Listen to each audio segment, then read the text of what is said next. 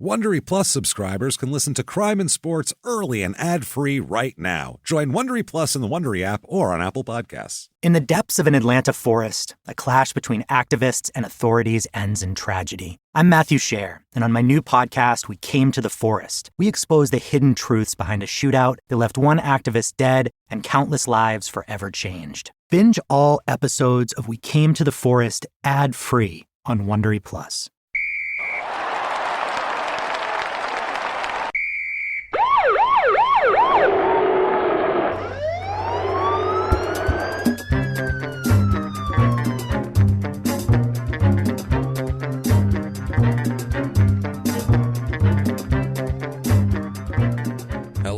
Welcome to Crime and Sports. Yay! Oh, yay indeed, Jimmie. Yay indeed. My name is James Pietragallo. I'm here with my co-host. I am Jimmie Whisman. Thank you, folks, so much for joining us on another crazy, wild, outstanding, outlandish, insane edition of Crime and Sports. And boy, do we have a doozy for you today. Mm-hmm. It's a famous person. My favorite. And just somebody that we've all watched be a train wreck for the last 20, almost 30 years. It's a lot of fun, crazy story.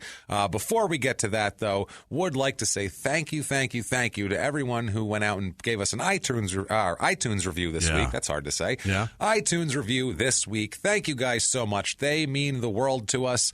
Honestly, it's not our fault. No. We don't care. No. We would say, hey, don't worry about it. But on the business end, to go up the charts on iTunes and all that kind of thing, it's excessively important for some reason that you leave reviews and ratings. So please do that. Doesn't matter what you say. Say you're following instructions, following directions, something like that. Who cares? It's not the words. It's not for our egos. It's just to feed the funky algorithm of iTunes. Right. And it's dancing and it's hairy. And we need to feed it. So please do that. Thank you to all that did that. And thank you most of all, though, to everyone this week on Patreon and PayPal, our producers. Yeah. These people, oh my God, you mean the world to us, and you keep us going every day, day in and day out. So thank you so much. We're going to have a long list of those producers at the end of the show. If you'd like to become one of those producers, it's very easy to do that. It is. You can just go to patreon.com/crimeinsports or head over to PayPal using our email address, crimeinsports@gmail.com, to make a one-time donation. If you want to get a hold of the show further, Crime and Sports, we're at Crime and Sports on Twitter, Crime and Sports on Facebook. You search Crime and Sports, you will find us. Definitely do that. So find us there, and then please donate. That does mean the world to us. Yeah. And if you want to go to shutupandgivememurder.com, that's our website where you can get all the merch and T-shirts. And if you think there's a funny saying on this show, there's probably a T-shirt for it, and then a mug and anything else you want to get from that. Curtain. Yes, exactly. There's all the links to social media, links to donate, links to upcoming tour information, possibly live Crime and Sports in the future. Maybe it's possible. Definitely a bunch of small town birders, but possibly a Crime and Sports or two in there. Keep looking at that, keep checking, and we'll keep you updated, obviously, as well. And we do, in fact, have a wild, long, crazy story for this week. And let's get right into it, man. Okay. Let's not delay. Yeah. Let's dive in Yeah. and fire away right away with John Daly. Yes. We all know John Daly, the golfer. He's great. John Patrick Daly is his full name. Is he really? Is John, that Irish? He's that Irish, absolutely. John Patrick Daly. If you don't know who John Daly is, this is the thing. If you're 75 or if you're 17, you still probably know who John Daly is. He's one of those guys that's just around. He's the guy that you've seen if you just don't know names, but you've seen an overly fat guy smoking on a golf course and been told that's a professional athlete.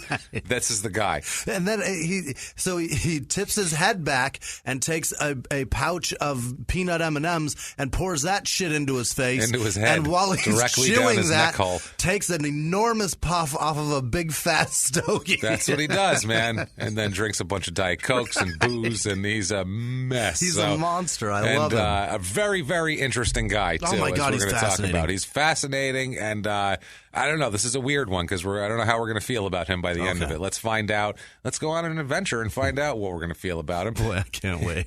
His adventure started on April 28th, 1966. Is that right? When he was born. 1966 is his date of birth. So April 20th? April 28th. Oh, 28th. 1966. Right. He's born in Carmichael, California. Mm-hmm. His parents are Jim and Lou. I'll let you decide which one's his mom. Out of those two. What the you fuck? Pick. I don't know. It's California. It's very progressive. I guess Lou, I'm going to go ahead and say. He's the third child in his family. He's got a sister named Leslie and a boy named Jamie. Once again, you tell me which one's the boy, which one's the girl. So they like going on? Gender ambiguous names. Unisex and shit. then John. I got a feeling they all had yellow bedrooms. I think so, yeah. Just, we don't want to judge anyone, which is weird for the 60s. Very progressive. Very progressive for the 60s. 50 years ahead of their time. Not bad. John's their third kid and their final kid. They have no more children after John.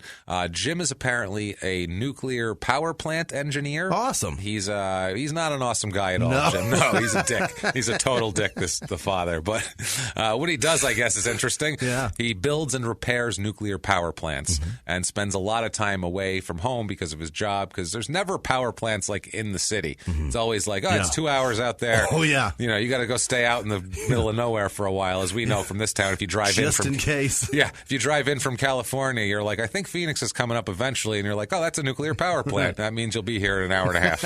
That's what that means right there, if you see that on the side. Right. So he did all of that. When he was home, though, he was it's very weird. His father was not a real stable person as far as his schedule goes. Count on him? Yeah, he reliable. He would work all night because he had these crazy things he was trying to work on. He would work all night and then sleep all morning and sleep a lot of the afternoon. And so, like, he just wasn't the norm of like, oh, it's Saturday morning and mom and dad are up and whatever. It was like, well, dad's been working all night. So it's like me, basically, except I'm not a dick like this guy is. And I just stay up. I don't sleep all day. I'll just not sleep. So that being a father, and that's not conducive to a family environment. No. What are you going to yell at the kids when you need to sleep and stuff? Well, he did. He yelled at them for everything. For the kids, I guess it was hard to spend any quality time with the dad because he was working a lot and that sort of thing. They just kind of did their own thing. They did things out of the house later on, as we'll talk about. He's a man. We'll just get right into this here. Here's a quote from him, from John Daly about his dad here from later on in his life. He says, quote, "My father was an alcoholic. He used to beat me and my brother for no reason. A lot of times we needed it, and that's when mom whooped us. But I didn't ever understand why I just get hit for no reason. I've been through hell." That's his childhood in a snapshot. Yeah. His father's an abusive alcoholic that beats the shit out of the whole family, which in 1966 was semi-normal, honestly. Not that it's right, but it was semi-normal, not, whatever. That doesn't mean it's right. John's saying this later in life, so you have to believe him. But I just see... his brother say it. His brother says it's a known thing. I just see my 7-year-old going, "You hit me for no reason." I'm like, no, there was a fucking reason, boy. There's a reason. Well...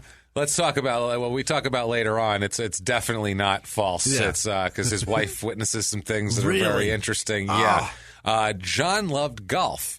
At 4 years old, his father gave him basically they were sawed off shafts of two adult-sized clubs. That he kind of just sawed them off to make them shorter and let the kid hit with them, which is interesting. And he loved golf, and he used these clubs like crazy. And then when he was 6 years old, his father gave him a full set of Jack Nicklaus Golden Bear clubs. Wow. Which was a big deal. And he's 6, and these are Jack Nicklaus's model clubs. Those are nice clubs. They're nice clubs, and they're huge clubs for a 6-year-old.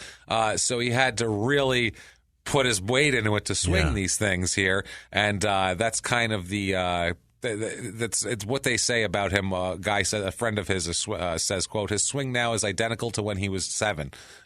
His swing is really his own. No one taught it to him." Interesting. So he's like Happy Gilmore is what he is, except he doesn't have like a running start. Right. If you've ever seen Happy Gilmore, it's a movie with Adam Sandler, and Bob Barker's alive in it. Yes, he is. It's a movie with Adam Sandler where he plays this guy who's not like a regular golf kind of guy, but he's a hockey player. He's a hockey player, and he just runs up and socks this ball with this weird unconventional swing that he has, and he hits the ball farther than anybody else. He's driving 500 yards. That's like John Daly. John Daly drives the ball, if you don't know anything about him or golf, at the time especially, excessively far. His shots were like, holy shit. It's like he's fat or something. It's like, well, everybody thought he was like 6'4" and 300 pounds. He's not. He's 5'10". And 300 pounds.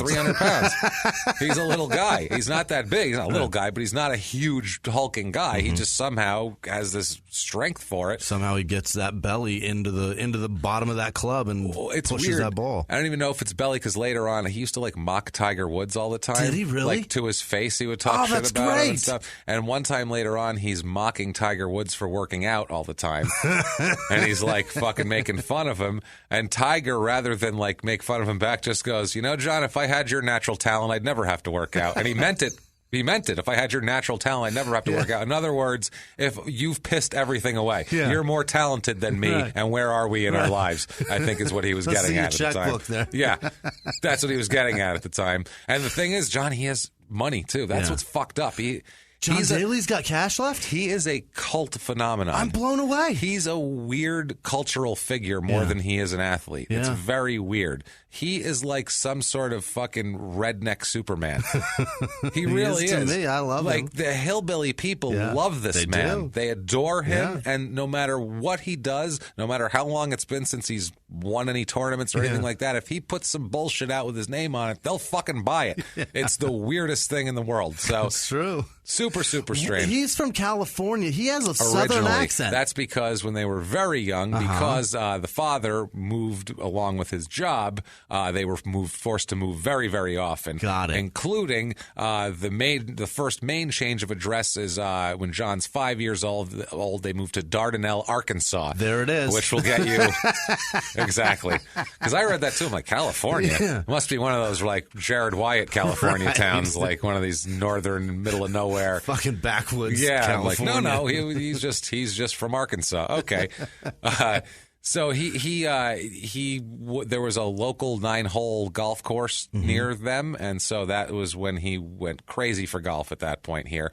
He said he never had a lot of friends as a kid, because when you move, it's hard too, especially if you're moving to a small Arkansas town. It's probably a little closed up, I would imagine. They don't take to outsiders. Yeah, absolutely. So they said at this point he could play 18 holes by himself, or he could hook up with a group that needed a fourth or something like that. But most of the time they were adults that he was playing with. That's because funny. Kids his age in Arkansas don't usually golf unless they're like the rich kids or whatever.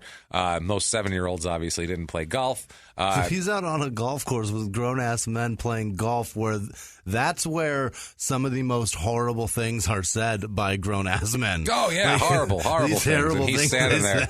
And a 7-year-old and some golden they also bears. do a lot of drinking. Yeah. Which is the other thing here. And that's why they say the shit they say. Yeah. That's fucking funny, man. He had an older woman that would watch him during the summer that would drive him to a 9-hole course where he would play 18 holes. He would keep playing. Like basically, she'd be like, "Do you want to go home now?" And he's like, "No, I'll keep playing." Jesus. He wanted to keep playing. She said, even when he was 7, he used to tell me what he was going to do, and then he would do it. Once he hit a poor tee shot, and he said, "I'm going to hit it over those trees," and then he did, I guess. And he said then he putted for birdie and was so excited that he jumped up and down. This woman called herself Shirley Withrell. She called herself John Daly's #1 fan, and at this later on, 2 walls of her living room were covered with pictures and stories about him, like it was her own son, basically. She knew everything.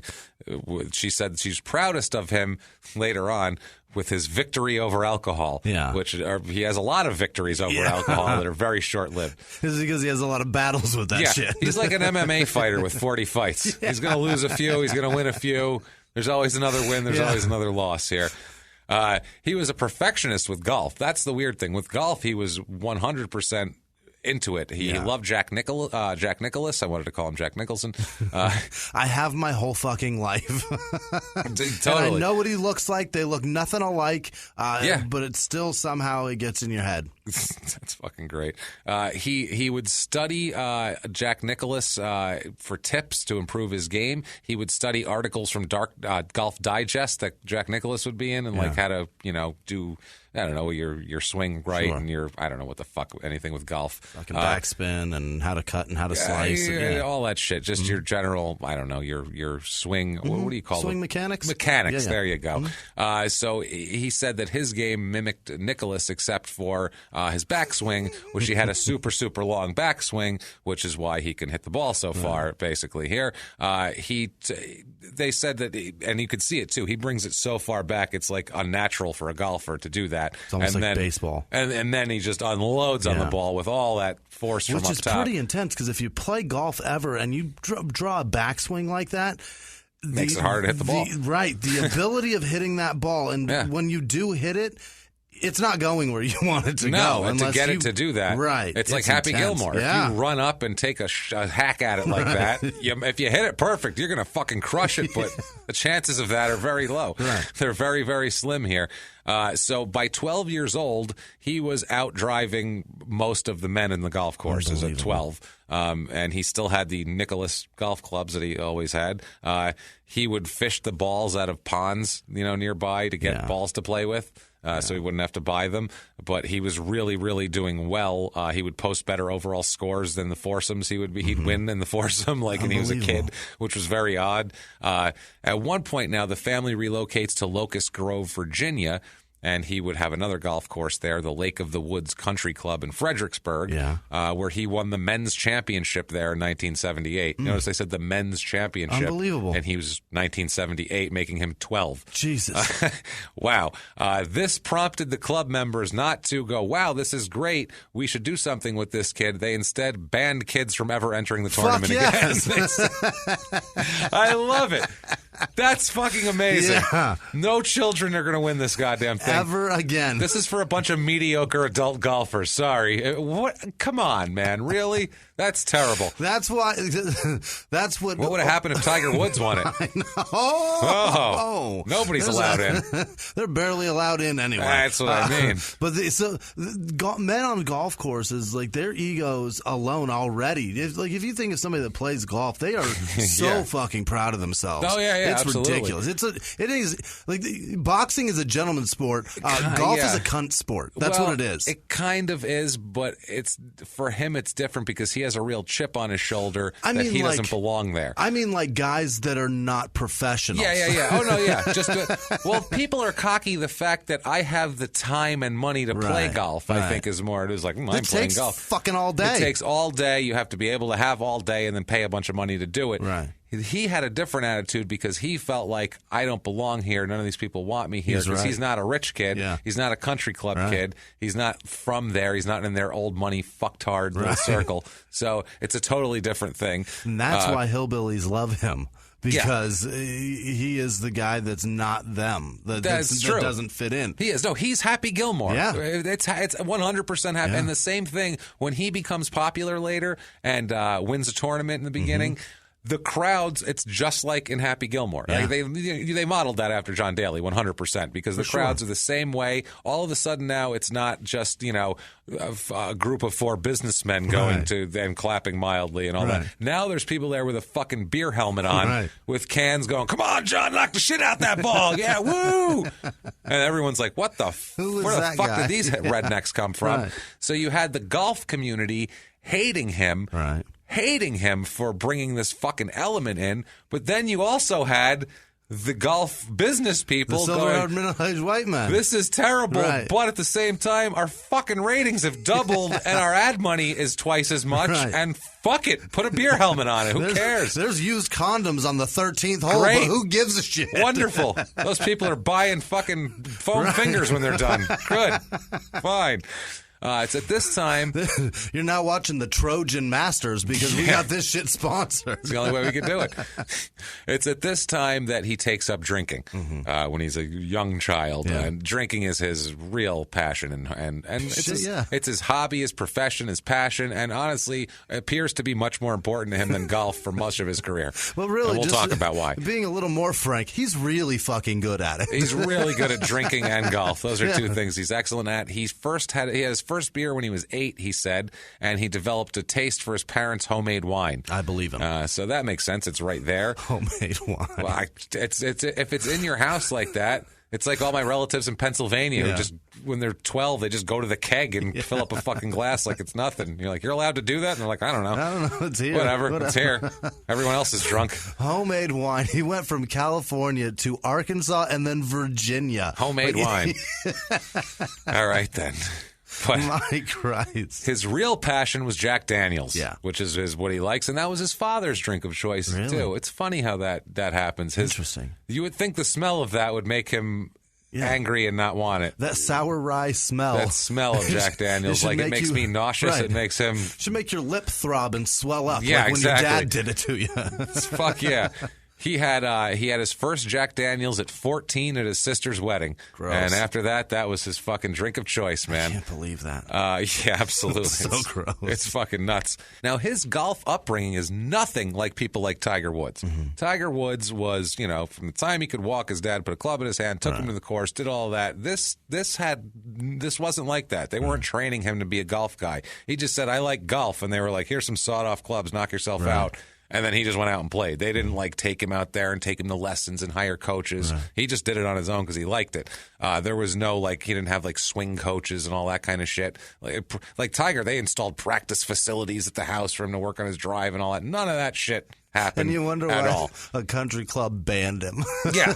And every other kid. He's just a scruffy kid coming in there. He would go to baseball fields to practice his wedge shots, and because when he couldn't get on the course, and he's up there fucking up their outfield. Yeah. And the next thing you know, he's fucking swimming into the lakes looking for balls. Yeah. And he would sell the nicer balls to golfers, maybe so he could get money to golf. That's amazing. What he'd have to do. He'd do that to get money for golf. He also, in school and shit, he played baseball and football. Yeah. But golf was his main passion. He gave up baseball at the beginning of high school. He didn't want to pursue that into high school, but he did play high school football. Wow. He even still, to this day, holds several kicking records as a high school kicker. That makes sense. So he was a kicker and good at it, apparently. So well, he's always been built, as far as I can recall of him, he's always been built so stocky down, from waist down. Strong legs on yeah, him. fuck yeah. I bet he can kick like a mule. Apparently so. He thought, but as a teenager, he started to think about, maybe I can play golf. He knew he was good. He's like, maybe I can be a pro golfer here. They also went down to Zachary, Louisiana for a while. So California, Arkansas, Virginia, Louisiana. The de-evolution of gets worse. He's moving worse and worse and worse. What's next? How can you get Mississippi? How can you go lower? Sorry, Christ. Mississippi, but you're awful. So finally, though, after that, they end up moving to Jefferson City, Missouri, where they kind of settle down and they don't move again. He attends high school there. It's Helios High School in Jefferson City, Missouri, and he was a football letterman, and he lettered in golf as well. Great. He's really good at golf, but he's a football letterman as a kicker. In 1983, he's a high school junior. He captured the Missouri High School Tournament and the Missouri Amateur Tournament titles for golf. Then they end up, Jim and Lou decided to move to New Hampshire, which is... We're going to class it up now. Said, we're taking off. We're done with this hillbilly shit. You're our third kid. Right. You're 17, and we're fucking leaving. They did the same shit my dad did when I was 17. It's like, we're moving to North Carolina, so if you want to come, great. If not, have a good one. Right. And I was like, okay. And they did the same shit to him here. They were like, we're moving to New Hampshire. You want to come, enjoy. If not, you can stay with your sister or brother, Jamie. I'm not sure which that is. I think it's the brother. Right. You can stay with your brother in Arkansas if you want. So he ended up staying in Arkansas because at least he knew it. He didn't want to move again to New Hampshire. So he stays in Arkansas, but now he's 17. He has no parental... that's not good. No parental supervision. Yeah. So all he was doing was golfing and drinking at this point. His grades fucking went in the toilet, obviously, because there was nobody to care. All he would do is practice golf and party at night. That's all he would do after school. But it didn't bother his golf game, though, because he was practicing the shit out of golf while he was drinking. Yeah. He won the 1984 Arkansas Amateur and also the Missouri Amateur again in 1984. And he was just crushing these long drives, way long. He was doubling up people's drives back then. Steve Loy is the golf coach at the University of Arkansas offers John a half scholarship. And John goes to Fayetteville, Arkansas to go to the University of Arkansas. Right. So grades in the toilet doesn't matter. Drinking his ass off doesn't matter. He's still fucking crushing that ball. Crushing it. Colleges need golfers. They need them. And if you Apparently. find one that, whatever he does. They'll give you a scholarship. Your extracurriculars are out of my control, but if you can crush a ball off a tee, you're in. The coach complained about his weight. At this point, he was 5'10", and he was about 225, Jesus which is hefty. Christ. And John carries all of his weight in his stomach. Right in his belly. He's one of those guys that if he loses 50 pounds, his belly goes away. If he gains 50 pounds, his belly pops out like a pregnant man. It's not anywhere else. His arms don't get fat. It's so weird. It's so fucking weird, man. So he was one of the best players on the team, but the coach would break his balls and make him do all his extra work. He qualified for a road trip. He would sometimes, like they said one particular time, he qualified for a road trip by outplaying his teammates to get on the whatever 4 guys that could go, and his coach would make him do something additional, like challenging him to hit a drive in the fairway, shit like that. He would make him go the extra mile to break his balls, because I think he knew he needed some kind of discipline or needed some sort of direction. But John hated this guy, hates the coach. Rather than try to do what he wanted, he would purposely fail to piss him off. Really? Yes. In his junior year, the coach demanded that he start a strict diet and do it, and if he didn't, he might be getting kicked off the team. Like, that's how he told him, basically. Like, your spot on the team is in jeopardy due to your weight. So I see John being like that Gomer or Private Pile in fucking in Full Metal Jacket. Yeah. He's hiding jelly donuts in his caddy bag. He had a different way of going about it, actually, but it's just as interesting here. He said, all right, that's fine. You want me to lose weight? No problem. He stopped eating as much as he had been, but he said he started drinking more hard alcohol. That was his way to do it instead of beer, which he always liked to drink beer, but he realized that Diet Coke and Jack was a great way. If you don't eat and you drink Diet Coke and Jack, you'll lose a fuckload of weight. Not bad, right? All those empty Budweiser calories. He's feeling great. He's like, look at me, looking great, huh? Hammered all the time. Substitute with Jack Daniels. Incredible, right? So he's trying to get to 170. That's his goal weight. Really? And as he's getting down toward there, he's at like 180. People are telling him he looks really good. Mm-hmm. His self-esteem gets better. His game improves because he feels better about himself. But he also said he became accustomed to playing golf while he was a little buzzed. Yeah. Like he had some drinks in him. Yeah. So that's the type of thing there. Makes golf more fun. I would assume so, yeah. And I don't know if it makes you a better competitor. It does not. Well, at least in my case, I was it makes it much worse. I would think it would be much worse for me. If I have if I lose more balls than I drink drinks, then I had a good day. You win. That's a win. That's a win in Jimmie golf. So 1986, Daly plays in the 1986 U.S. Open as an amateur, and that's if you do well, then you can get a tour card, type of thing. He misses the cut with an opening round of 88, though, which is too high, and he missed it.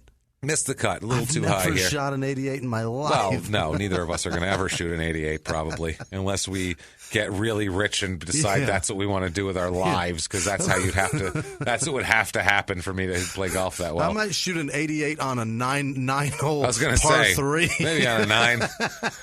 One of those little 9-holers where they have mini golf too. And everything's a par 3. I might shoot an 88. And then I'll hit the windmill afterwards and try to knock one through there too. So summer of 1987, it's after his junior year of college at the University of Arkansas, he decides he's quitting school. Oh, boy. He quits school. He wants to be a pro golfer. He wins the Missouri Open in 87, and that makes him decide to quit school and go pro. Oh, boy. So, I mean, whatever. I mean, what are you going to do? I mean, get a degree. I guess so. But honestly, if you want to be an athlete, if you want to be a pro golfer, and that's clearly your he's not doing anything in school that would give him a career. You got a point. He's literally only wants to golf. So, I mean, I get it. I'm just thinking more of like back then, a college degree was so much more valuable than it is in 1986. today. Less people had it. You had a college degree in 88, 89, you're a fucking CEO. Yeah, you'll get hired somewhere. You'll get a nice entry-level job. Whereas now you can work in the mailroom. Buy you a lot of Jack. You can be an intern now. Right. Good luck. So he goes pro. At this point, too, he gets married. Oh, boy. You got to get married. Oh, John. And John marries. See, this is the other thing that he does wrong here, is he marries outside of his social sphere. Oh, boy. Which is not good. And we've seen this happen a lot because athletes, it's a weird thing in this country. Your social mobility, upward mobility is a big deal. But, like, in this country, if you're born a piece of shit, if you're born fucking just some white trash person, tell me more about whatever. me. So you're born a white trash person. You'll grow up with a white trash stigma. Right. If you make enough money, you can kind of get out of. You can shake it a smidge, but you're still not a country club guy. No. You're still not that guy, and they'll still sniff you out and know that you're not them, no matter how much money you have. And I feel like athletes have this thing where they don't realize they're not there yet because they feel like they're better than other people, so they feel like they're into that social circle, whereas those people just look at them as animals. Right. They just look at them. You have to make money with your body. Right. That's not how they do things. So look at my body. I'm not making any money with this fucking thing, and I've got just as much as you. Yeah, but they feel like they're just as important because they're famous. Right. So if you're famous or people treat you like you're important, you feel like you're important, even though according to these people you're not important because what vagina did you come out of? Right. You know what I mean? It's one of those things. So this woman, Dale Crafton is her name. He loves the gender ambiguous names. He does. He found one. He's like, my mom's name's Lou. You're Dale. Perfect. I've been looking for someone like you. Unbelievable. And I'm sexually attracted to you. Holy this is crazy. Shit, just like my mom. Sorry, we don't know if he was sexually attracted to his mother. And I'm not going to insinuate it. I have no idea. That seems wrong. Yeah. So she is a hand model. Okay. That's what she does for a living, but she doesn't really have to do anything for a living because she is the daughter of a prominent Arkansas family, obviously. Mm-hmm. And they go to live in her hometown of Blytheville. Basically, he moves into some ritzy area with this lady and all of her society friends and all of this shit. This ain't gonna work. And he is completely unhappy. Yeah, fish out of water, babe. It's a total mess. Plus, she wants things that cost lots of money. Of course. That she's used to being able to have. Right. She wants a horse. He's trying to make a living as a golfer here. Right. So he's like, fuck, that's a lot of pressure when you're playing the tournaments. Like, I got to make this shot so my wife can get a horse. That's more than just I need to make this shot because it's important in the game. Like, because my wife needs a horse or she's going to complain all night. And my next shot, the buggy rides on. So I got to make two shots to get to the horse, Jesus. And then the fucking buggy. And then never mind what the stable costs are. Next round's going to suck. And then I got to pay a guy to fucking drive the thing. Jesus H. Christ. So they're a mess. He's unhappy as shit in this whole situation. And in February of 1990, they get a divorce. Mm-hmm. So this is his first divorce of many. Yes. He's got a lot of victories over alcohol and victories over marriage as well. We'll put it that way. Maybe it's losses. He's got a lot of defeat in marriage. And I'm choosing to look at it in a positive way, Jimmy, and call them victories. The problem with a victory in marriage or a loss in marriage is that it cannot be called a victory when you lose that much money, and he has lost a shitload of money. He we'll put it this way, shocker, later on he makes music, and one of his songs names is All of My Exes Wear Rolexes. So you're not far off. And he's hysterical. God damn it, I love you, John Daly. He didn't write that shit. Come on. You think this drunk fuck wrote a word of this? We'll get to it. All right. We'll get to it. But he's fun. He's a lot of fun. He is great. So they get divorced. At this point, he goes overseas to play some golf tours. He goes on to South Africa. He's single now, so he's trying to party. He goes out, gets shit-faced all over the place, trashes a hotel room and fractures his right pinky, and then wins the tournament with a broken right pinky. Fuck! After he's in the middle of a tournament. That's the other thing. Because he couldn't feel it. There's pictures of him, like, hammered doing karaoke at, like, 1 in the morning, and then him at, like, 8 in the morning on the course just hitting drives. You're like, 7 hours ago, you were hammered. There's a picture of him doing karaoke with Darius Rucker. What? At, like, fucking 2 in the morning, and then, like, he's golfing at 7 a.m. the next morning. Couldn't stand up 5 hours ago. So fucking weird. Darius Rucker is holding you up by the collar of your polo shirt. Yeah. And now you're walking around? How do you do this? And Jesus Christ. So he kept drinking, takes all of his money, and goes to the nearest casino to piss it all away. I forgot about that. Because in addition to booze, he loves to gamble. Oh, boy, does he. Oh, God, does he love to gamble. Oh, fuck. We have some stories. A little while after he gets back to the States, he meets another woman, a Betty, but Betty has an E on the end. Okay. It's Betty with a Y and an E. It's not Bet. My God, it's Betty. It's E-Y? E. No, Y-E. Oh, even worse. So weird. So poor woman. Messed me all up. Yeah. So Betty, I don't fucking know. Betty. Betty. Yeah. Betty Fulford, which is a weird name. Yeah. That she's a hotel convention planner from Georgia. They start to have a relationship. He just likes her because Bet's in her name. It's like, it's not a boy's name though. I'm looking for like a Charlie. But Bet's like in there. that. I'd really dig Bet. Bet's all right. I like to bet things. So that's going to be good. She was kind of like a stabilizing force for him. Okay. She kind of kept him not on the track, but not from veering off into the woods off the track, just in the gravel on the sides of the track. She's like a magnet. If he was metal and kind of wandering away, she's kind of pulling him back into the tent a little bit here. So they start, having a good relationship. He's a part of the Ben Hogan tour here. He has a pretty good season in 1990. He wins the Utah Classic and finishes 9th on the money list in this amateur or whatever the fuck here. The season though, he has a bad incident in Maine here. He has a huge drinking binge. Yeah. Huge. I mean, a monstrous binge, so much that he ends up in the hospital in an alcohol-induced coma. Oh my God. He wakes up in the hospital bed, no idea where he was, and just was like, all right, see you later. Takes back off. I got a tea time. I got a tea time. And I got some drinks to do. Where's the nearest casino? What? Several times he'll do this type of shit. He is my personal hero. He's fucking nuts. Him.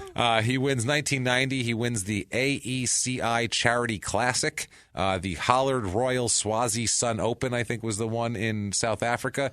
Does that. April 17th, 1991, the tour's first disciplinary action against him takes place. Oh, boy. And this is going to be on. There's a whole report later on that comes out because of a lawsuit of all of his infractions. Lawsuit? What the fuck?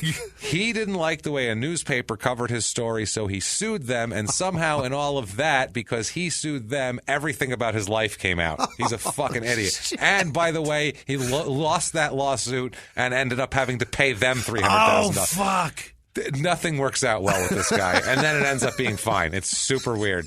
I don't get it, man. Unbelievable. He was hip-hop's biggest mogul, the man who redefined fame, fortune, and the music industry.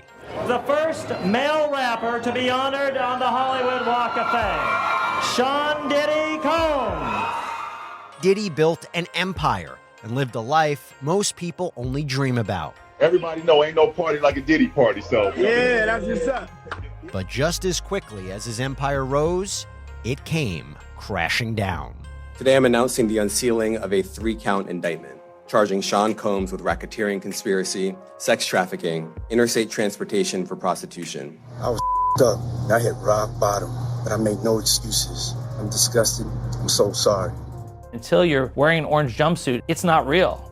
Now it's real. From his meteoric rise to his shocking fall from grace, from law and crime, this is the rise and fall of Diddy. Listen to the rise and fall of Diddy exclusively with Wondery Plus.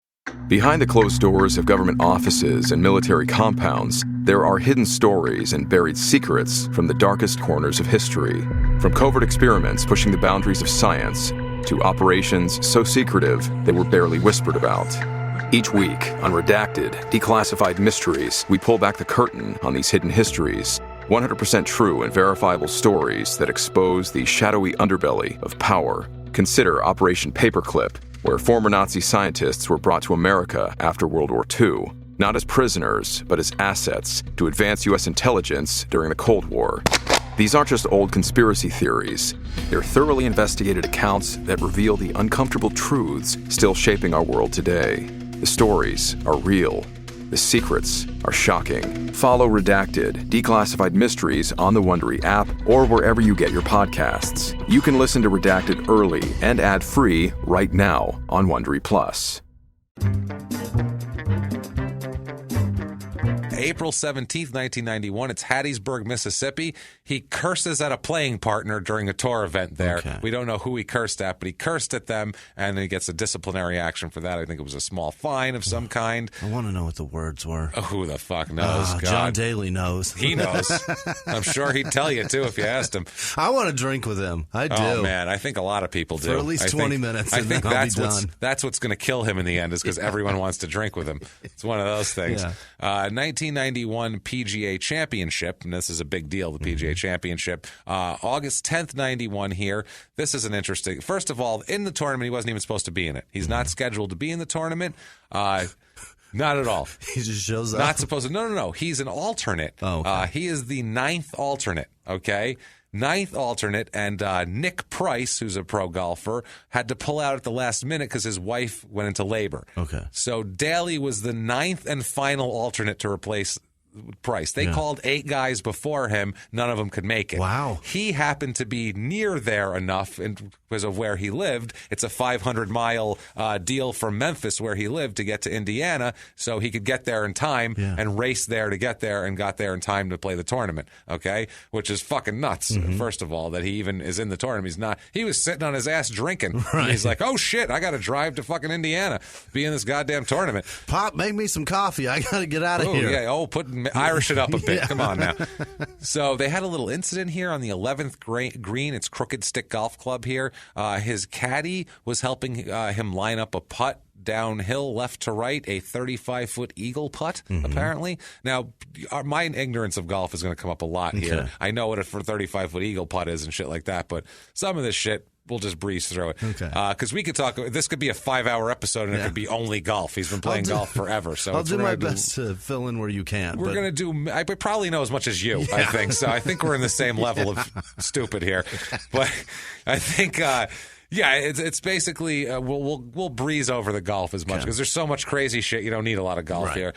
So I guess the caddy thought that Daly needed the flag stick tended in the cup because Daly had a difficult time seeing the hole. Got it. So Daly said he didn't need the flag stick tended, and the caddy took it out. And then he stood just behind it and to the right of the hole and asked Daly if he could see the cup. As he asked Daly the question, the flag stick touched the ground about 2 feet off to the right and behind the hole. He then the caddy cleared the area a moment later, and Daly putted the putt. He then ended up tapping it in for birdie. He missed the eagle putt, okay? The viewers on CBS that were watching called the PGA network officials saying that the guy violated Rule 8, Section 2, Part B of the player's rule book. The rule states when the player's ball is on the putting green, the player, his partner, or either of the caddies may, but not during the stroke, point out a line for putting. But in doing so, in so doing, the putting green shall not be touched. No mark shall be placed anywhere to indicate a line for putting. I fucking hate viewers. It's so. I hate golf rules. Yeah. They're so fucking stupid. But the worst is a viewer calling in and fucking reporting. Fuck you. So if you were any good at this, you'd be doing this. Shut the fuck up and watch the goddamn. It makes me so nuts. He ends up. This whole thing may cost him 2 strokes. Basically, he could end up with a 2-stroke penalty. In the end, the PGA officials tell him there may be a violation. Don't sign your scorecard yet, because if you sign your scorecard, then it's wrong. Then it's another fucking cheating, 5 strokes and all that kind of shit. So they ended up saying, the PGA representative said, quote, there's no reason to upset the player on the course. He said that Daly was a perfect gentleman. It was a pretty tense situation. He apologized, but I don't know what he apologized for. Even the guy said, he's like, it's not a big deal. Not a fucking big deal here. It ends up not costing him 2 strokes, but it could have been a big deal, and they made a whole big deal with it. Daly said he didn't even know about that. Yeah. He said, quote, I guess you learn something every day. Squeaky, who's his caddy's name, is a perfect name for a caddy. Squeaky tried to explain it to them. He was kind of hurt. We just talked about it, and then they made a final decision. Yeah. So he ends up going on and wins. Wow. He wins the fucking tournament. The tournament he wasn't even in. Wow. He wins the goddamn thing. Wins it by 3 strokes, by the way. So even if they took the 2 strokes from him, he still would have won the tournament. So awesome. Good for him. Somebody recently called into the PGA, and I believe it happens changed. All the time. I believe it changed the outcome of. It happens all the time. It switched first and second. second and made somebody win and somebody lose. In this article, they talked about like 10 other times where it cost, like the audience is the one. Cause you can't call the fucking NFL and be like, that wasn't a catch. This is bullshit. They'd be like, shut up. Fuck shut you. up, drunkard, and they'd hang up. But these people are like, really? We'll look at the footage. We'll have a look-see. Jesus Christ. Fucking ridiculous. So he wins. This, garners him a shitload of media attention. A shitload of media. And rightfully so. This guy came out of fucking nowhere. The guy with the big long drives. Not nowhere. He came out of Memphis. That's true. That's like true. 3 hours before the match. He came out of nowhere. So it's a guy that no one's ever heard of, who wasn't even supposed to be. I mean, if someone's a big golf fanatic and they were looking over the entrance into the tournament, they didn't even see this guy. They don't know who the fuck he is. He's this new guy with a big long drive. And I'll even say I watched this golf tournament. Really? My stepfather is a big golf person. He likes to golf. He's a good golfer, and he likes to watch golf. And he was like a business guy, so like he would need to know golf shit to talk to the other yuppies at work. Sure. So 1991, when this went on, this is right after my mother and stepfather moved out here, and so I was actually with them for a couple months, and I watched this with him. And hilarious. And my stepfather was saying, "Who is this guy?" Like he kept saying, "Who is this guy?" Man, he hits the ball a mile. Yeah. And so we were like, "Wow, who is this fucking guy?" And it was even intriguing to me, a 12-year-old who cared nothing for golf. I fucking hated golf. And I was like, yeah, this is really weird. So it made him a huge fan favorite because he wasn't a young guy, not one of these established stuffy guys, these long drives. He seemed like just a out of nowhere guy. Everyone loves an underdog. And a guy that doesn't fit in. He doesn't fit in. He's tin cup, fat tin cup that not just takes chances, but he's just not your average fucking golfer. He's not your guy with his shirt tucked in and all classy. He's not because that. if you're sitting at home on the couch and you're an average guy, you don't feel like that's you. Right. I mean, I assume you don't feel like fucking Ben Roethlisberger's you either, because he's not. So none of these people are you, so don't think they're way better than you. Right. If you're sitting on the couch watching them, better than you. Just whether they in rape every or aspect, not, still better than you. Doesn't matter. Just better. Better human beings. They're made differently. Put it that way. Their quality is an upper echelon quality. It's the difference between a Ruth's Chris steak and a fucking and a Longhorn steak. They're both meat. Yes, you're both made of meat. One is much higher quality. So undisputed. You could look at it and see. You don't even need to get into science. You look and then put in mouth. Done. Test over. It's over. So he wins this with a minus 12. So he's 12 under, 12 under par. Wins by 3 strokes, like we said. Wins $230,000 from winning this tournament, which you win a shitload more now. It's like $2 million now. Yeah. But still, wins $230,000, which in 1991.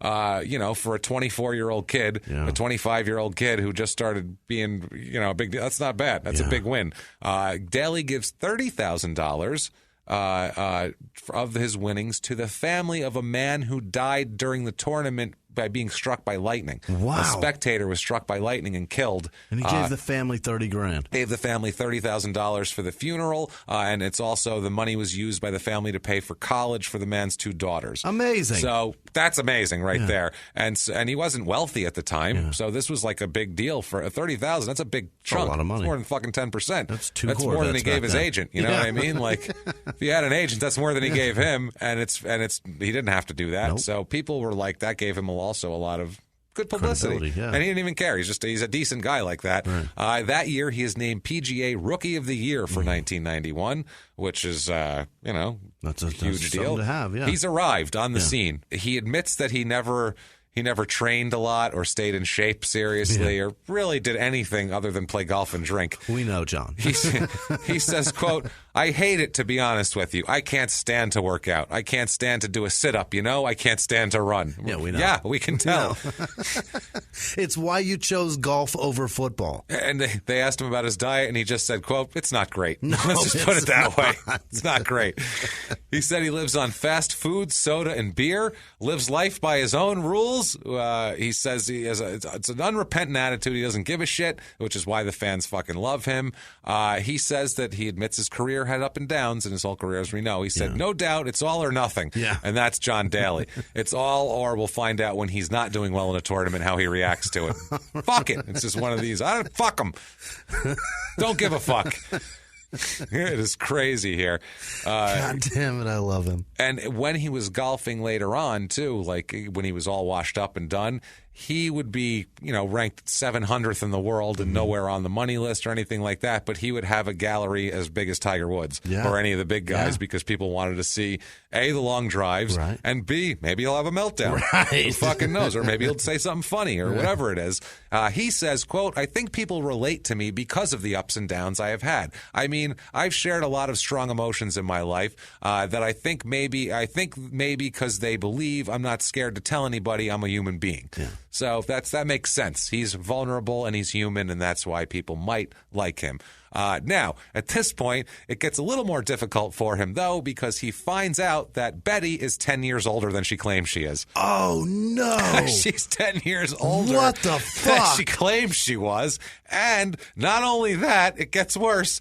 She has also been previously married, which is fine. This bitch. But she also has a 13-year-old son. A 13-year-old son. Oh, my God. None of which she told him about. None of which. Nothing. Wow. I know a guy. Shit. Oh, I'm about to tell you a story. 10 years? Oh, boy. 10 years is like, how drunk are you? You don't notice that she's 10 years older than she. How fucking drunk are you? That's not on her. That's Look on at you, her hands, John. bro. Is she fucking 24 or 34? You can tell. That's true. Sorry. 5 years, all right. 10? 10? Fucking a decade? Yeah. That's the difference between 34 and 44. Yeah, that's a lot. I'm looking for cracks in the armor there. That's the difference between 74 and 84, and that's the only time that it's like, who gives a fuck? Who gives a shit? Yeah, exactly. I don't know what she must have looked phenomenal. Good fuck. So, he sobered up one day and went, how old are you? She's like, 35? He's like, really? I thought you were 25. She's like, I told you that 10 years ago. Shit, I'm sorry. I must have been hammered. Shit. So I know a guy son. at work that married a woman, met her in Vegas. She was a cocktail waitress. He married her and moved her back to Phoenix. Seems reasonable. With him. Yeah. That's one you go after. Something Quagmire would do, but yeah, sure. So he married her, and she can't have kids, and he was heartbroken about it because he wanted a child. Oh, no. But he married her anyway, and they moved on with their life. And then 20 years later, 20 years later, she leaves the state and goes to some fucking hillbilly like Louisiana or something, goes back to this hillbilly podunk town wherever she's from to visit family, mind you. Yeah. And then she comes back and tells him that she's leaving him and going back to live with her husband. She's still married. The man was just getting out of prison, and she went back to visit her family, her 3 children. 3 fucking children, and it ruined him. Oh, my God. You think? It was 5 years ago. What about those kids? The woman was gone for God knows how long. I know. 20 years. Life. Jesus it's Christ. Bananas. What the fuck? But he did a 20-year bid, and so he told her, move on with your life. When I get out, we'll get back together. And she did it. Wow. You know what? I'm going to say this. As fucked up as that is, that's amazing loyalty. I know. If you could tell somebody, look, wait for me and do whatever you got to do, but then when I get out in 20 years, drop whatever you're doing and come back. And she did it? Yeah. Wow. It's unbelievable. Hats off to her. That's a loyal woman. I knew him before I found out about it. Then I found out about it. Hadn't seen him for a while. Saw him 2 years later. The attitude of this man is completely different. He's just a shell of a man. I bet. And that was 5 years ago. I just saw him recently. Same fucking body language. He's just like, I bet. Everybody knows I'm a dope. Everybody. Well, you just have to feel, I mean, your whole life is a lie. It's one thing is like, I went out with this lady for 6 months, but 20 years, your whole life is a lie. Your whole life is a lie. He had stepchildren. He didn't know it. Jesus Christ. He had no idea. Well, at this point, John ends their relationship. Yeah. He's like, what the fuck, you know? Mm-hmm. But she says, well, actually, I'm pregnant with your kid. And he's like, all right, never mind. And he stuck around? So, yeah. Well, not immediately. She filed palimony and paternity suits against him. Right. And then they end up getting back together and getting married. Okay. So what a guy. He said, God damn it, John. What's 10 years? Whatever. What the fuck? Not only are all right, maybe but let's get married then, I guess. But it's all right that our whole relationship was a lie. Yeah. That's fine. No worries there. Let's get married because you're pregnant, everything will be fine now. Because that always solves everything. Have some kids. It makes everything better. You're being honest with me now, though, so let's just get married. So a month after they get married, they have a daughter, Shina, I guess, Shynah. Sheena? I don't fucking know. Could be Sheena. Shina Hale is her name. Sheena. Sure. I'm going to call her Shina. Fuck it.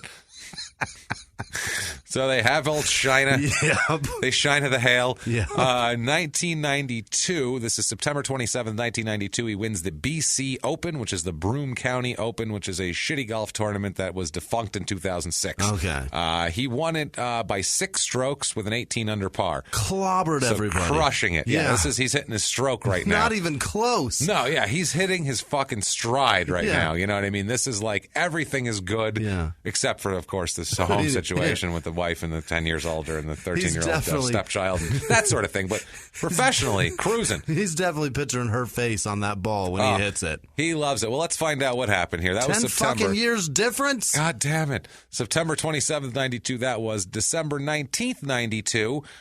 Betty calls sheriff's officers in Denver, outside of Denver, to tell them that Daly, quote, just lost it while drinking at their home. Okay. It began, apparently, when Betty asked, I guess they had a bunch of people over and they were drinking and that sort of thing.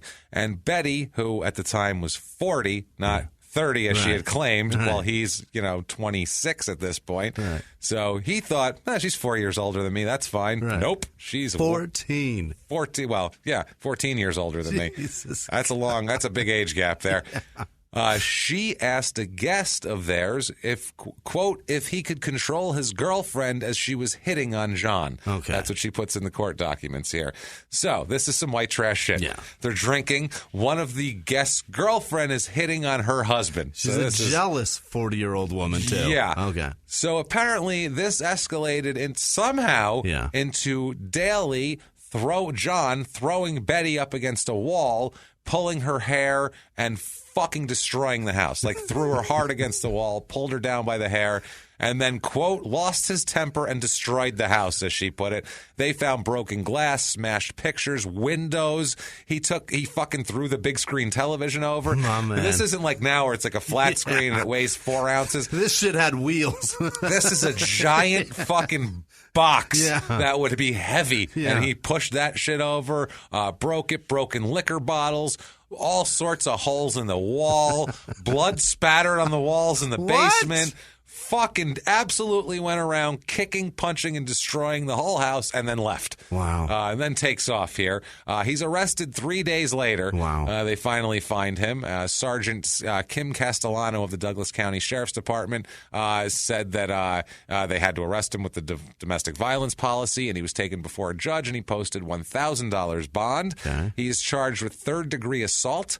For throwing her into the wall at their home and pulling her hair. They didn't release a lot to the public because it was a very gray, drunken night of craziness, so they didn't know what to do. Now, a member of the senior tour, a guy named Larry Mowry, who's a golfer who's on the senior golf tour, is a recovering alcoholic.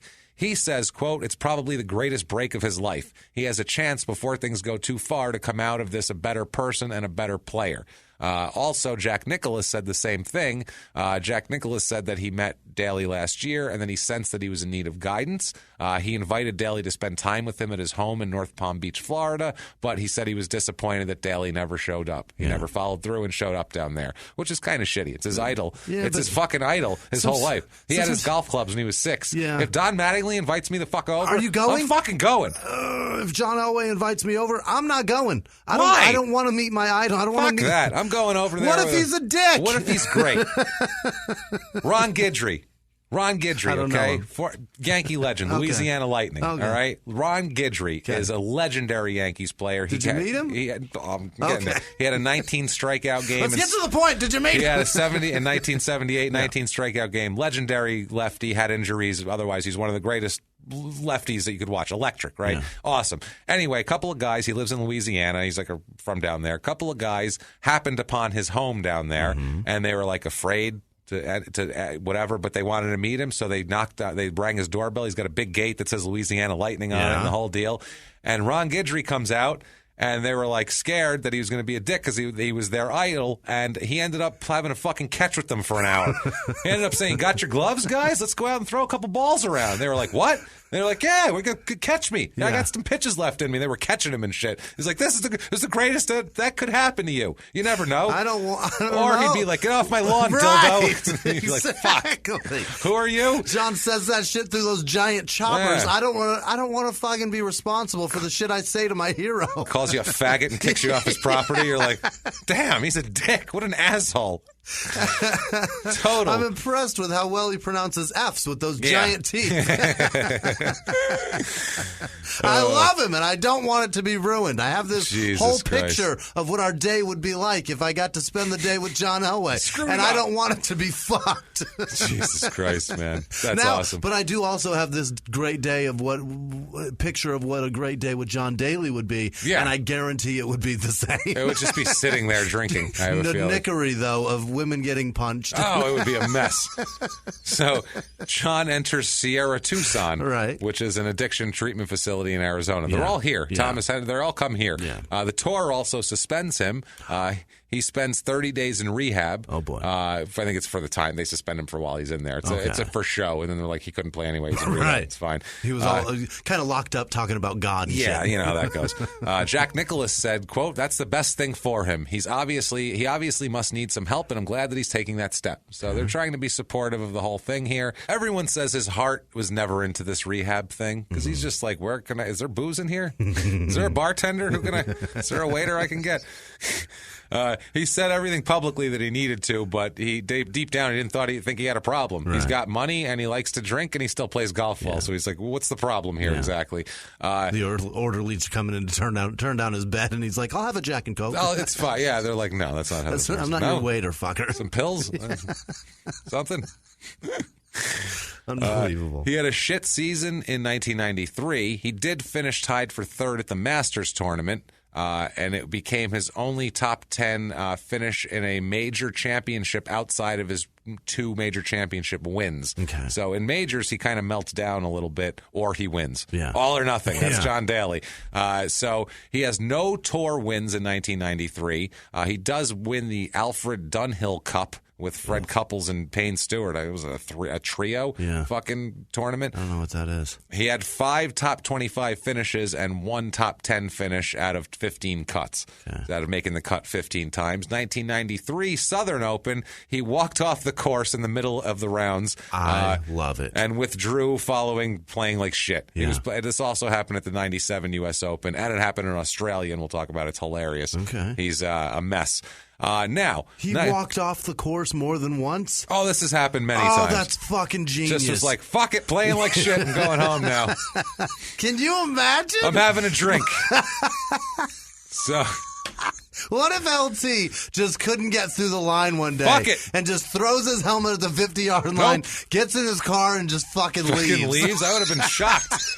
That's what this guy did. Can't get through the line today. I Fuck quit. It. This has been too much. You know how frustrating this is? A pitcher just stopping and the manager doesn't come to get him. He just throws the ball down and walks off. I'll be in the bullpen. I'm taking off. I'm going home. I'm having a shit day. I'm just leaving. They're like, that's not awesome. in the plans. So the 1993 Fred Meyer Classic, he has assessed his largest single fine by the PGA Tour in this one because Jesus Christ, he's doing a golf-like tournament clinic thing for people right before and around the tournament, and the bleachers are full of fans, corporate people, all sorts of shit. He got mad at somebody and fired a golf ball into the bleachers at the spectators. Oh, my God. That is so dangerous. Ended up going over them, luckily for him. Maybe he those did long that on drives. Purpose. Maybe, we don't know. But he was basically being a dick and scaring the shit out of a bunch of people, so he's fined $30,000 for that. They're like, no. This costs as much as 2 lightning-struck dad kids going to college. You're fucked, mister. Wow. So that was interesting there. That's crazy. That's the tip of his behavioral iceberg here. 1994, he has a terrible year in 94. Again, he's suspended by the PGA Tour after walking off the course during the Kapalua International and also the Kempler Open. He was upset after scoring a 77 and threw his scorecard at the scoring tent and was disqualified. So he scored a 70, signed his golf cart, and fucking threw it at him. And they were like, never mind, you're disqualified. Right. You can't do this shit in golf. You know what I mean? Like, it's as much as I love this shit, right. Obviously this isn't going to fly awesome. in golf. This isn't going to work here. So he ended up... Do you know the dance I would do if I shot a 74? Is that what 77. it was? 77. That's amazing. He was heated. Fucking mad pissed. I'd be like, I'm going pro. Nope. He's like, I already am a pro, and this isn't good enough. Made a paper airplane out of the scorecard, and there you go. Firing at people. So after this, he ends up in rehab for 3 weeks. Yeah. That makes sense. Gets out of rehab and wins the 1994 Bell South Classic. He claims afterwards that this is the first tournament he's ever won sober. Wow. Outside of being like 11. Yeah. So he's saying this is his first sober tournament win. It's May 8th, 1994. It's in Atlanta. He is 14 under par, wins by 1 stroke. Wow. So not too shabby here. Now, 1994. This is fucking nuts. Yeah. Okay. This story gets progressively crazier as we keep going, and you're just the stories are nuts. Yeah. This is just this episode of Crime in Sports is just loosely held together by stories of crazy. It's just segues to crazy. I don't even know how to segue. I'm just like, so he did that crazy thing. So the next day he did this other crazy thing. Like there's no breather. Then he played some golf. It's just all crazy. God, he's so awesome. He's amazing. Oh, this is a great episode. This episode was really hard to put together because he's been famous for so long and he's done so much crazy shit and it's all publicized. Yeah. So this was one that I was like putting off for months because I'm like, this is going to take me forever. But once I got into it, I'm like, gee, this is so much fucking crazy fun. This is at the World Series event at Firestone CC. I don't know what that is. He's having, he's annoyed by slow play on the course. Oh, boy. Okay? So he smashes his drive through the dog leg on the 14th hole and almost hits Michigan Golf Club pro Jeff Roth in the fucking head with it. Wow. He's upset by his slow play, so he literally fires a fucking golf ball at him and nearly hits him in the head. So maybe he did shoot it over the bleachers on purpose. Yeah, got a feeling he didn't scream 4. Yeah. So this was after he had talked shit to them about being too slow. Yeah. Okay. This is amazing too. Next to the green were Jeff's parents, Bob and Dolores here. So what ends up happening is they accuse him of hitting a ball at them. Obviously, it's the Firestone CC, his country club. I should have known that. Yeah. That makes sense now. This escalates into name-calling on both sides. Daly starts firing off profanities. Yeah. First of all, fires them off at Roth, and then turns his ire to Roth's mother. Yes! And Roth's mother's caddy. Yes! Now he's not only saying, fuck your mother, he's saying, fuck you to his mother right in front of him. It's much worse that way, I feel like. How many times did he call her a cocksucker? That's what I mean. So, wow. So this... tensions are held till the end of the round because you can't brawl on the golf course. And that's on like the fairway of hole 3. It's probably the third fucking hole. Let's see if I can find. It's the 14th hole. Yeah. So at least we're close to the end. You got 4 to go. But let's just say Roth played the next 4 holes through gritted teeth. Let's just say that he was not fucking happy. And he called my mom a cocksucker. Daly probably didn't even remember what happened. Yeah. So now after this, once they're going to the clubhouse, into the locker room in the clubhouse, they're still jawing back and forth at each other. Witnesses hear Daly screaming at Roth, saying, "You can't be me. You don't know my life. You can't live my life." Okay. So he's turned into just this. It's like, no one said they knew your life. They just said, please don't hit a golf ball and almost kill my mom. Right. Thanks. Please don't call her a twat. Yeah. Can you not do that, please? Please don't tell my mom to shut her cocksucker. Yeah. Shut your dick-sucking lips up, goddammit. Quit your flapping your dick suckers. I think quit flapping your dick suckers is going to be the one that we're going with here. I don't know. I'm positive that he said something like that. I could be wrong. He definitely said something about a man's something about a man fucking his mother's face, for sure. So then at this point, they get into the clubhouse.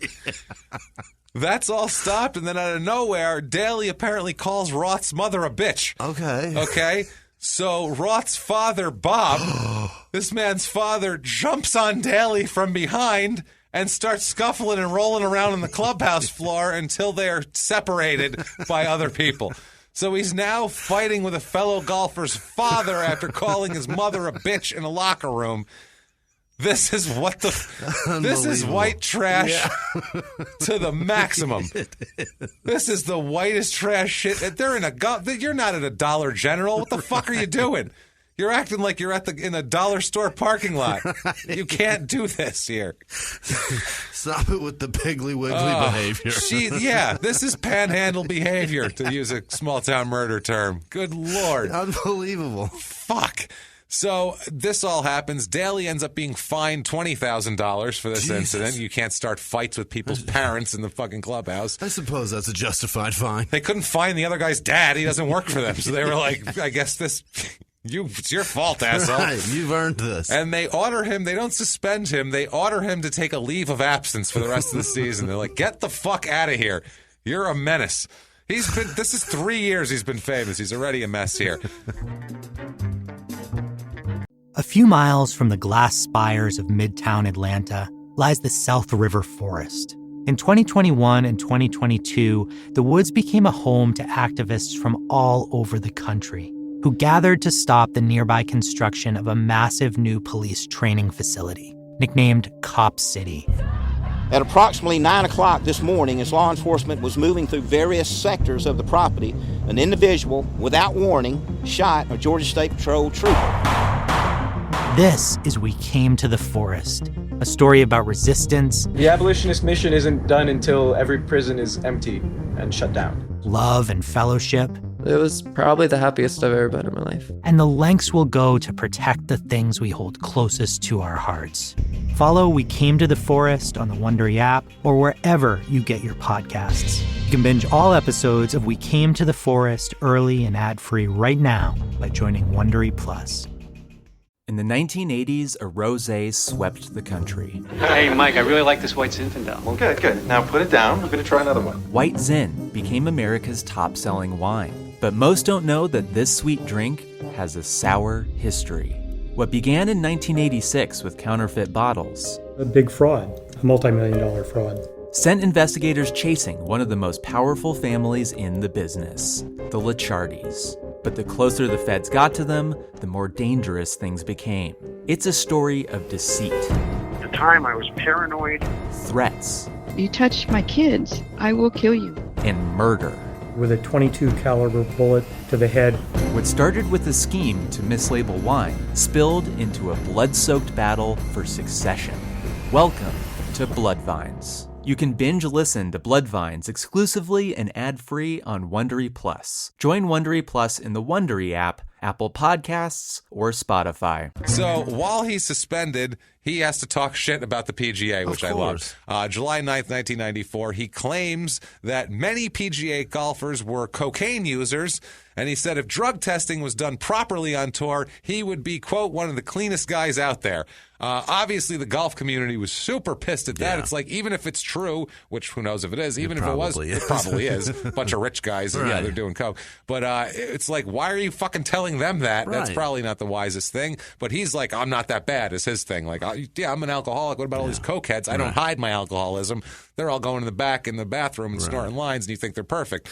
So he says, and we'll do it in their own words on this one. Okay. What do you say here? He says, in their own words, quote, there are certain people on the tour who do crazy stuff. They're never going to get exposed unless they are found out by the police and put in jail. I wish we could have drug testing on the tour. If we did, I'd probably want to be one of the cleanest guys out there. Drugs, cocaine, some other crazy things. If you're going to test everybody, athletes in the NBA, football players for steroids and stuff, test the golfers. So that's what he's saying. He's drugs and cocaine, drugs and cocaine, by the way. Drugs, cocaine, some of the other crazy things. Some of the other crazy things. What else What is crazy? that? I don't know. I want more. I want him to elaborate. That's what I want. Yeah.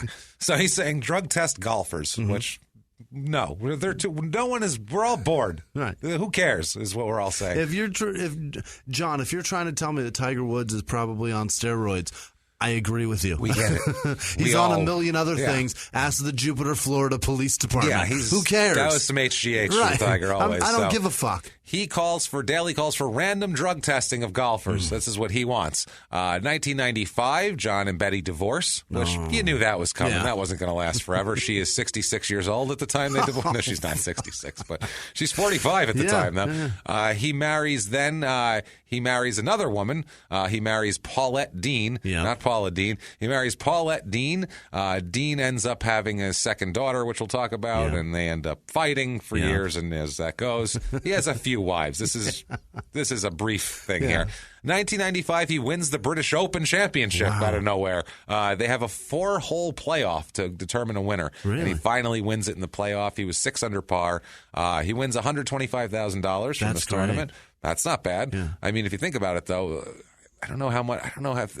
Unless you're winning a lot of tournaments, I don't know how being a golfer is very lucrative. I mean, you'd have to win like 5 of those a year for it to be like something that matters. Just with all the travel, with the equipment, with the having to train. Pay a caddy. That's what I mean. You have caddies, you have other swing coaches, all this type of thing. Like just to play would cost half of that. And it's not just one tournament that wins it. I mean, there's a bunch of shit that builds up to that. And you have to go travel, you got to go pay for that. You have to do all that shit. Yeah, it's interesting. You have to make a lot. You win a lot to make it matter. Yeah. 1996 is good now. Yeah. He's sober. Yeah. He's feeling great. Sponsored by Jack. Everything's going to be fine, Jimmie.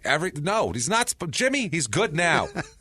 Damn it. What, do you not believe in him? How many times in the history... He's my favorite one so far, I believe. How many times in the history of crime and sports have we heard someone say they're good now? What, do you not believe them? I believe it every time, Jimmie. Every time I believe I'm on board. He says, quote, lots of people come up to me and say, John, you're not alone. I've been sober for 7 years or 32 years, and they hand me these sobriety coins. I've collected over 200 in less than 3 years, sobriety coins. Yeah. On the back, they have the Serenity Prayer that we all go by and the Roman numerals, how long they've been sober. Right. It really touches me, he says. Other golfers, Fuzzy Zeller, who's the racist guy, who said some shit about Tiger Woods wanting fucking, I don't know, what did he say, fried chicken or some fried chicken and collard greens. It was some hacky, stereotypical. Just Southern call him guy. The N-word you want to, dickhead. That's right. So he says Show that... your true colors. Yeah, well, Fuzzy Zeller's Daly's best fucking friend. Is that right? Oh, they're pals, boy. Oh, my God. They go way back. All right. He's been a one-man support team for John, as he calls it. He says, quote, John's been down, gotten up, been knocked down again. That's the way he's come back shows how much courage this man has. And then he says, John says that it's one day at a time. He says he's just a rookie at sobriety. Yeah. He said that Zeller came up to him 2 years ago and basically tried to get him to notice that he had a problem. Yeah. He said, look around at all these people, John. Your life isn't that bad. Daly says that, quote, Fuzzy is my big brother. Yeah. So, yeah, he's my big racist brother. Right. His best advice, to find other addictions that are good addictions, other hobbies that make me happy, where I can forget about golf and the thought of having a drink, which is... And the South will rise again. Yeah, exactly. And if my aunt had balls, she'd be my uncle. That's one of those. It's that exactly. If you do all that. Ridiculous. So he says, John Daly says that it's kind of hard because all he ever done since he's 12 is drink and play golf. That's all he does. He says, quote, I don't fish, I don't hunt, I couldn't kill anything, to tell you the truth. I barely have enough patience for golf. Yeah. So he ends up taking up guitar. Is what he ends up doing. That's right. He said he's been playing guitar for the last 3 years. Yeah. Said, quote, the guitar is definitely harder than golf. You've got 6 little strings and no margin for error. I think golf's much fucking harder. Yeah. I'm going to say it's probably There's a lot more people that play guitar half-ass. really well. Yeah, that play pretty well. Right. Where you can't really tell if they're like a pro at it or not. Whereas, then play golf even mediocre. Even mediocre, right. Yeah. Most of the time you see a guy swing and you go, hey, he's not a professional right there. Anybody could tell. You go to any bar on a fucking Friday night that they have live music and you're like, that guy's not a professional? That's crazy. Yeah. So, Jesus Christ. So at this point, he's got a 1-year-old daughter named Sierra with his wife Paulette. Mm-hmm. He's got his other daughter, Shina. He's got that. Shirley Witherell, the old lady who took him to golf, that's his support group. There's a picture of him like in the newspaper all together, him holding the kids and all that shit. He says to the kids he's not going to preach to them. He doesn't want any of that.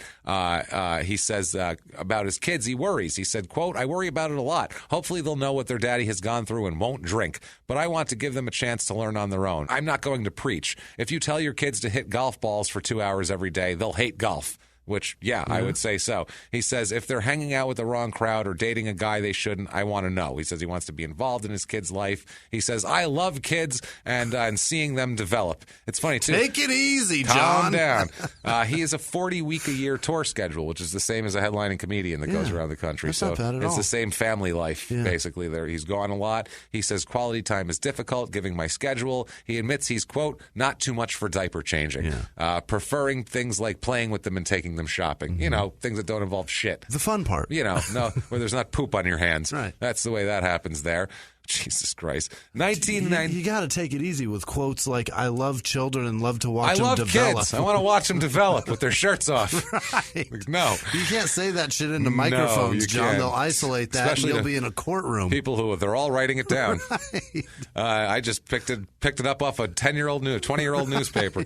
1997, he becomes the first PGA Tour player to average more than 300 yards per drive over a full season. Unbelievable. Never happened before. He did it also every year from 99 to 2008. Averaged 300 yards per drive over That's full incredible. Seasons. So 98 he didn't, but 97 he did, and then 99 to 2008 he did it. And he was the first and only player to do it until 2003. Wow. So he was doing it every year until 2003, and no one had ever done it ever, but he did it every year. That's what I mean. There's a difference in his drives that make people want to watch him, because it's like, I don't know, it's like a guy who can dunk well. You want to watch that, or a guy who, I don't fucking know, does something. But the interesting part the about hard that, slap shot, I don't the interesting part about that is that the average is 300. Not every hole is even 300 yards. Yeah, so that means they probably are. That means some holes. No, because like you'll have a par 3 that's like, I don't know, 250, 280. I guess I don't know enough about PGA courses. But that means you are on like a 500. You're fucking crushing that you're hitting down 380, goddamn 400 yards. Right. He also promptly starts drinking again. There you go. At that point in 97, alcohol is tough for him. He would run up, Jesus Christ, man. He ran up huge gambling debts, trashing hotel rooms. 2 multi-million-dollar sponsors dropped him when he headed back to rehab one time. Just a fucking disaster. See, that's where it's at. That's the money in golf. It's the sponsorships. Oh, it's the sponsors. You make so huge. much fucking money. But you have to be popular. Right. You have to have a name that anybody gives a shit about to get You don't have to make sponsored. it. You don't have to win these fucking things. No, you just have to be great or insane. Or at least, you just have to be known. Right. So 1997 U.S. Open, he walks off the course in the middle rounds. Had enough of that shit. God, I love that. Enough of that shit. 97 also, he ended up later talking candidly about a suicide attempt he had this year, saying it was prompted by, quote, everybody coming down on me, as well as looming financial problems from being dropped by his sponsors. He said that, it, quote, it was just a bad time. Yeah, I would say that's a bad time. 1998 Vancouver Open, he has a tough thing. He's uncontrollably shaking. And it's noticeable. Like, he can't stop shaking. Shakes? His whole body's shaking. People didn't know what was wrong with him. A Sports Illustrated columnist said, quote, he was meant to be a great athlete. He just was never meant to parade this wreck of a life in front of the world, which makes a lot of sense. But he was caught by the television cameras walking the course, shaking, and people saw him, the other golfers saw him, and they helped him complete the round, get through it all, but he missed the cuts. They said that it was evidence that he was manic depressive for some reason, a lot of people said. He said the problem was caused by medication prescribed to him, which is possible. We have no idea what caused that. Could have been both of those things. He could have got a weird medication, and it was testing out, and it could have made him shaky. Who the fuck knows? But he finished the round, doesn't make the cut, obviously. 1999 is the J.C. Penney Classic. He wins that. So he comes back with a win every once in a while. And also he divorces his wife in 99, Paulette. They're divorced. So that makes sense. That is 3 marriages under his belt. Good job. 2 kids. A lot of that's 3 marriages and a shitload of pounds and booze under his belt. There's a lot under this man's belt. Let's just say that. Holy shit. Does he have 2 kids right now or just the one? No, he has 2 two, kids, right? too. Yeah, he had one from each. One. Yeah, he had 2 girls there. March of 2000. Yeah. He's freshly divorced. So, as we know from Crime and Sports, when things aren't going perfectly, you want to latch yourself on legally to the nearest person possible because you always make good decisions when things are unraveling. So now he says he's engaged again to a 24-year-old named Shanae Chandler. She's a journalism student at the University of Texas, and she drops out of college to go live with John, which not a great decision probably for her either. Both of these two, this is not going to... Do I even need to say that this isn't going to last forever? No. I mean, do we know here? We know. April 14th of 2000, he's got Shanae Chandler, his girlfriend there. They're recently engaged. A disagreement between himself and Shanae outside of a McDonald's restaurant. This is so white trash. Escalates into a police situation on this here. He's in town for a celebrity golf tournament, apparently, here. He's not arrested. No one's arrested here, but there's a police report taken. They took Daly and this is funny. The police took him and Shanae to separate hotels after the dispute. Like, nobody's under arrest, but we're not taking you fucking idiots to the same place. They literally drove them to separate locations like children. You go in that room and you go in that room. You guys are idiots. And then let them loose. Here. They said that Chandler, she was the one that called the police here. The report describes her as his, quote, common law wife. Which is fucking interesting. Very, very interesting. It happened outside of a McDonald's at 10:25 p.m. He was playing the Price Oil Plainsman Celebrity Tournament at the Auburn University Club. Why is that McDonald's open that late? Shit, I don't know. That's impressive. Some of them are. Yeah, really, especially down there. You wouldn't expect that. It's usually Waffle House. Yeah, Shanae tells police that they started fighting over who was going to drive home. That's what this fight was about. She reportedly admitted to pushing Daly to keep him away from her because he was too close to her and getting in her face. When police arrived at the restaurant, Daly was in the action of throwing clothes out of a van. He was in a van with clothes flying out of the back when they pulled up. So they're like, okay, there's a dispute here. His clothes or her clothes? Don't know. They must have pulled up. Oh, boy, here we go. This is some white trash, guys. Brace yourselves. Holy fucking shit, man. McDonald's and clothes are flying. That's weird. The police report indicated they identified Shanae as the victim in a case of disorderly conduct. Okay. But he's not actually arrested or cited for it. It's very, very interesting here. He around this time, too, he had a bunch of weird things. He had 3 empty beer bottles in front of him when he was being interviewed by a reporter that week, which was odd. During an interview also, he said that during that interview, he said that his struggles with alcohol have prompted him to drink in moderation. And I guess those 3 beers are moderation. He's saying that's all he has here. All I'm going to have is 3. Wow. So the whole thing with Shanae doesn't really work out, as you might imagine. Yeah. That's kind of doesn't do anything. So June of 2001, he meets Sherry Miller, who's a 25-year-old car saleswoman from Memphis, Tennessee. She has a 1-year-old son named Austin. He meets her at a golf tournament in 2001. 7 weeks later, on July 29, 2001, they get married. Yeah. Again, brilliant. Nice job, John. This is stop. Calm down. Take a deep breath. Yeah. Pull back for a minute. And also aim higher than their 20s. Because that's the other thing. This is not good for you. No. Let's just say that. You're 35 years old. Right. It's fine if they get along, whatever, but I don't think you should be marrying anyone in 7 weeks. No. That's probably that you just met. That seems stupid. That seems fast. Very fast. September 2nd, 2001. This is interesting. He's in Germany. I hope he got back quick because otherwise he's going to be stuck there for a while. A little bit. September 2nd, 2001. He wins the BMW International Open in Germany. He's 27 under par. What was that course set for fucking 90-year-old people or children or something? 27 under par. But he only wins by 1 stroke. So the second place guy was 26 under par. It's super weird. Do you win a car when you win that one? That's fucking Maybe, great. Yeah, that'd be terrific. They'd have to ship it over, but still, right over there. It's right-hand drive. Right-hand drive. Fucking that's awesome. Yes. So 2002, here it comes. Now it's full-blown insanity. Yeah. before this, he's just kind of a douchebag athlete. You know what I mean? He's funny. He's a spectacle. He's a blast. But he's going through all these marriages, and he's a cliche anyway. Now he becomes a crime and sports cliche with the release of an album. Yes. Now he's a fucking musician. He is country. Every time one of our athletes releases an album, it's hilarious. I'm sorry, it's always hilarious. I don't even care if it's good, which it never is. It's still hilarious. And why are you doing this? He releases an album called My Life. It's on the label Scream Marketing, which is one of the top labels in the world, obviously, here. What year is this? This is 2002. Okay. It includes guest vocals by Darius Rucker and Johnny Lee, whoever the fuck that is. I don't know who that is. That's great. The track listing here, if we would like to hear some of the tracks. Oh, boy. I'm Drunk, Damn Broke. I'm Drunk, Damn Broke is the name of a song. Okay. You Don't Know Me is one. Yep. Long Ball Rebel. Yep. He does a remake of Knocking on Heaven's Door. Yep. No. Yep. Fuck you. I've heard it. Don't do that. He does a My Life. All My Exes Wear Rolexes, That's like hilarious. I said, featuring Johnny Lee. I Only Know One Way, which features Darius Rucker on there. I think that's the song I've heard. Maybe. Mr. Fan, I Found It. Where Am I Now? Which he was just asking people in the studio, where am I right now? I have no clue where I am. No, seriously. And he's like, turn it off. Stop recording me and tell me where I am. God damn it.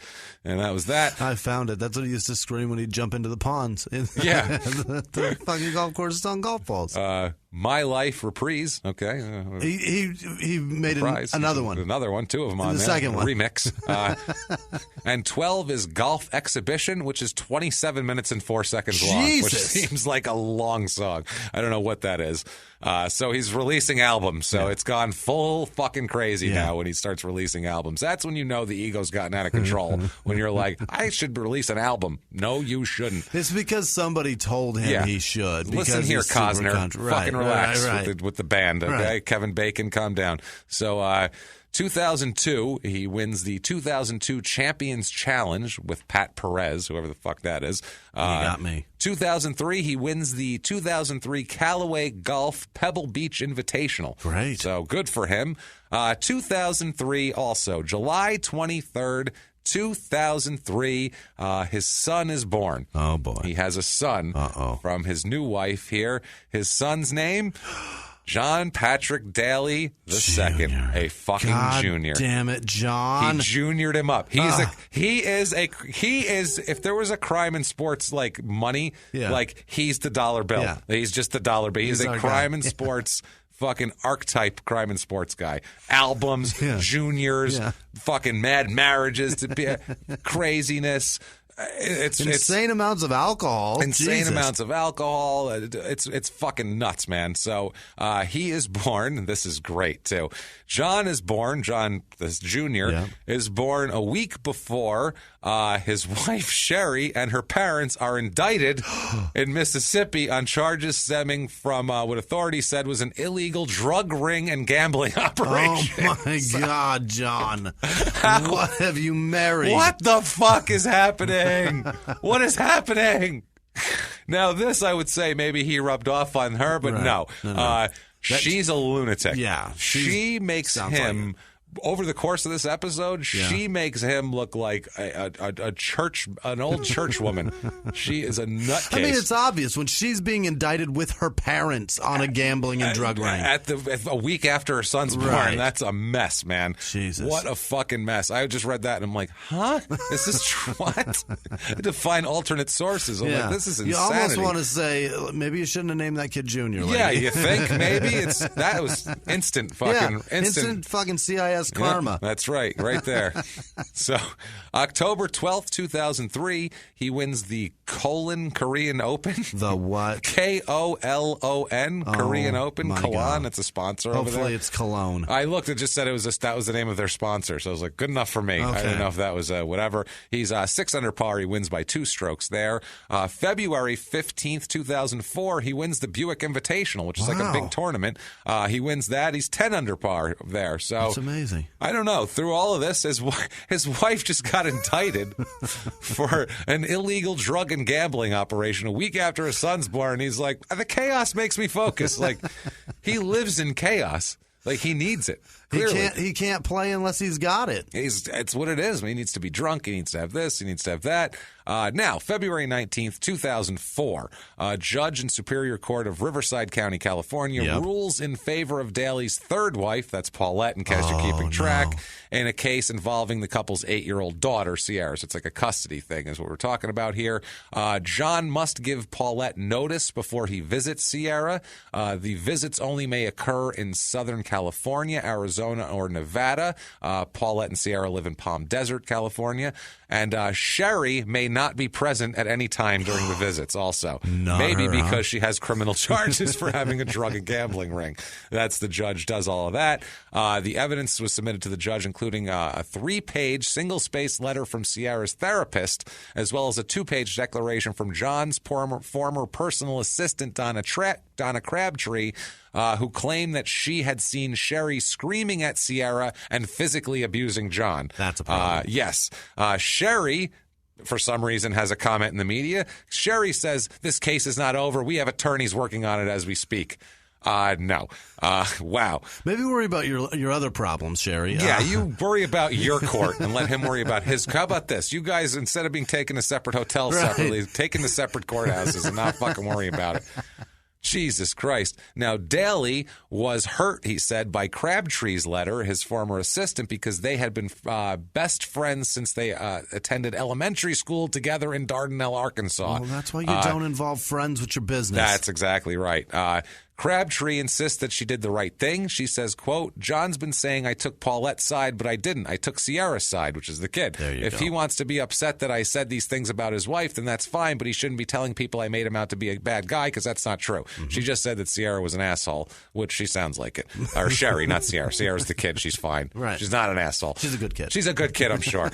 November 2004, Sherry Daly pleads guilty to charge of conspiracy to structure a transaction to evade the reporting requirement. Okay. This is in that whole drug ring deal here.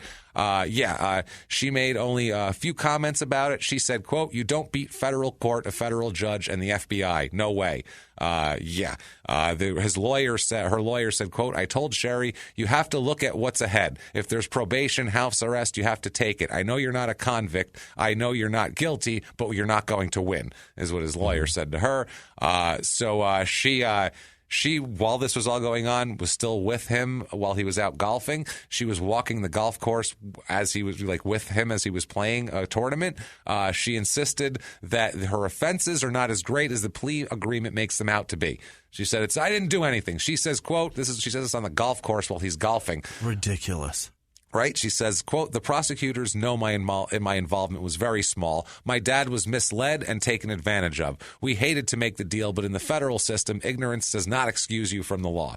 I didn't know we couldn't have a gambling and drug ring. What is she doing? Your dad invested in something? And we don't what the fucking, fuck is who she knows? Talking if about? all of them got arrested, who the fuck knows here? Now, 2005, he sues Morris Publishing, okay?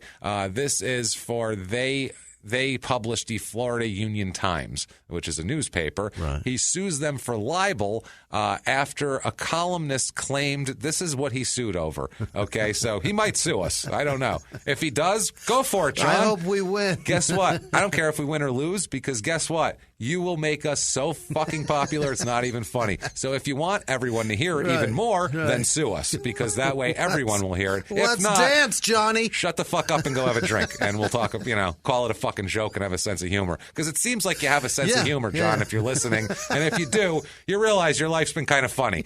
And we don't hate you, and we're not fucking sniping at you or coming down on you or calling you a piece of shit. We're just saying you made some fucked up decisions, had some bad times. We're probably rooting for you still. Right. At the end, we'll decide whether we like you or not. But at this point, I'm fucking rooting for you. At this point, I still want to drink with you, Johnny. That's all. So the columnist said about Daly that he, quote, this is the quote, failed the scoundrel sniff test. Fuck does that mean? It means that just by looking at him, he seems like a scoundrel. The sniff test, meaning he sued over that, saying he failed the scoundrel sniff test, which is not even a defined thing. Right. He didn't say he is a scoundrel. Right. He just said he comes off as a scoundrel, is what that says. Which I is sniffed him. Not he smells like a scoundrel. That's it. So he's suing over that. And let's find out how that ends up, because it's horrible for John Daly. It doesn't work out for him. Now, 2005 U.S. Open in Pinehurst, North Carolina. Holy shit, I forgot about this. Daly is investigated for nearly running over an alcohol, tobacco, and firearms agent with his car at a security checkpoint. You can't do that. Jesus fucking Christ, man. That's awesome. He apparently nearly ran down ATF agent Eugene Fleming in his hurry to make an open tee time. This wasn't publicized right then, and the tour dubbed it a case of mistaken identity and never punished Daly for it. According to this document that they have, the police affidavit, 4 witnesses besides Fleming, all law enforcement officials working at the checkpoint, named Daly as the man behind the wheel. They're like, we can't make a positive identification. All of them are like, there's John Daly. There he goes. There's his license plate is J. Daly. Right. I don't know. J. Daly 1, I guess. That's not him. Wow. But North Carolina's State Bureau of Investigation did not recommend a criminal probe. Jesus Christ. Fleming, who's the guy, the ATF agent, maintains that Daly was the driver and upset that the tour didn't even punish him.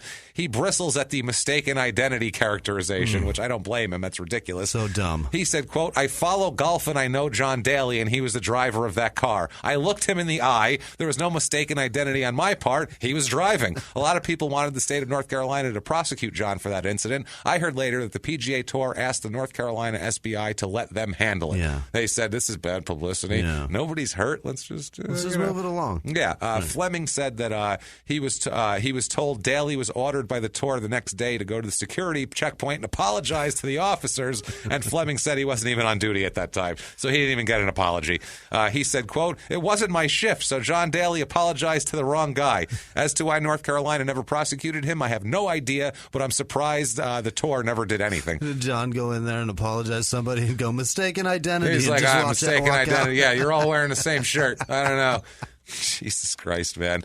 They did do an investigation. They talked to people, but then they ended up not doing a fucking thing about it because, he's famous and it's bad pub. Right. And he's already got a bunch of things happening this year, looming and all that shit. I mean, so he's just got to be holed up somewhere like fucking drinking his brain. What? I mean, after you almost ran down an ATF agent. A federal agent for no reason because you're late. He's late for a tea time, James. Come on, Not man. for no reason. Leave 5 minutes earlier. So now he's fucking sitting in a goddamn hotel room afterwards, I'm sure getting hammered, being pissed off about his wife and everything else there. And I don't know, maybe he orders up a prostitute. You never know how that goes with these guys. An escort of some kind. There's a knock at the door and he excitedly answers it. And it's the Mexican pimp. And he says,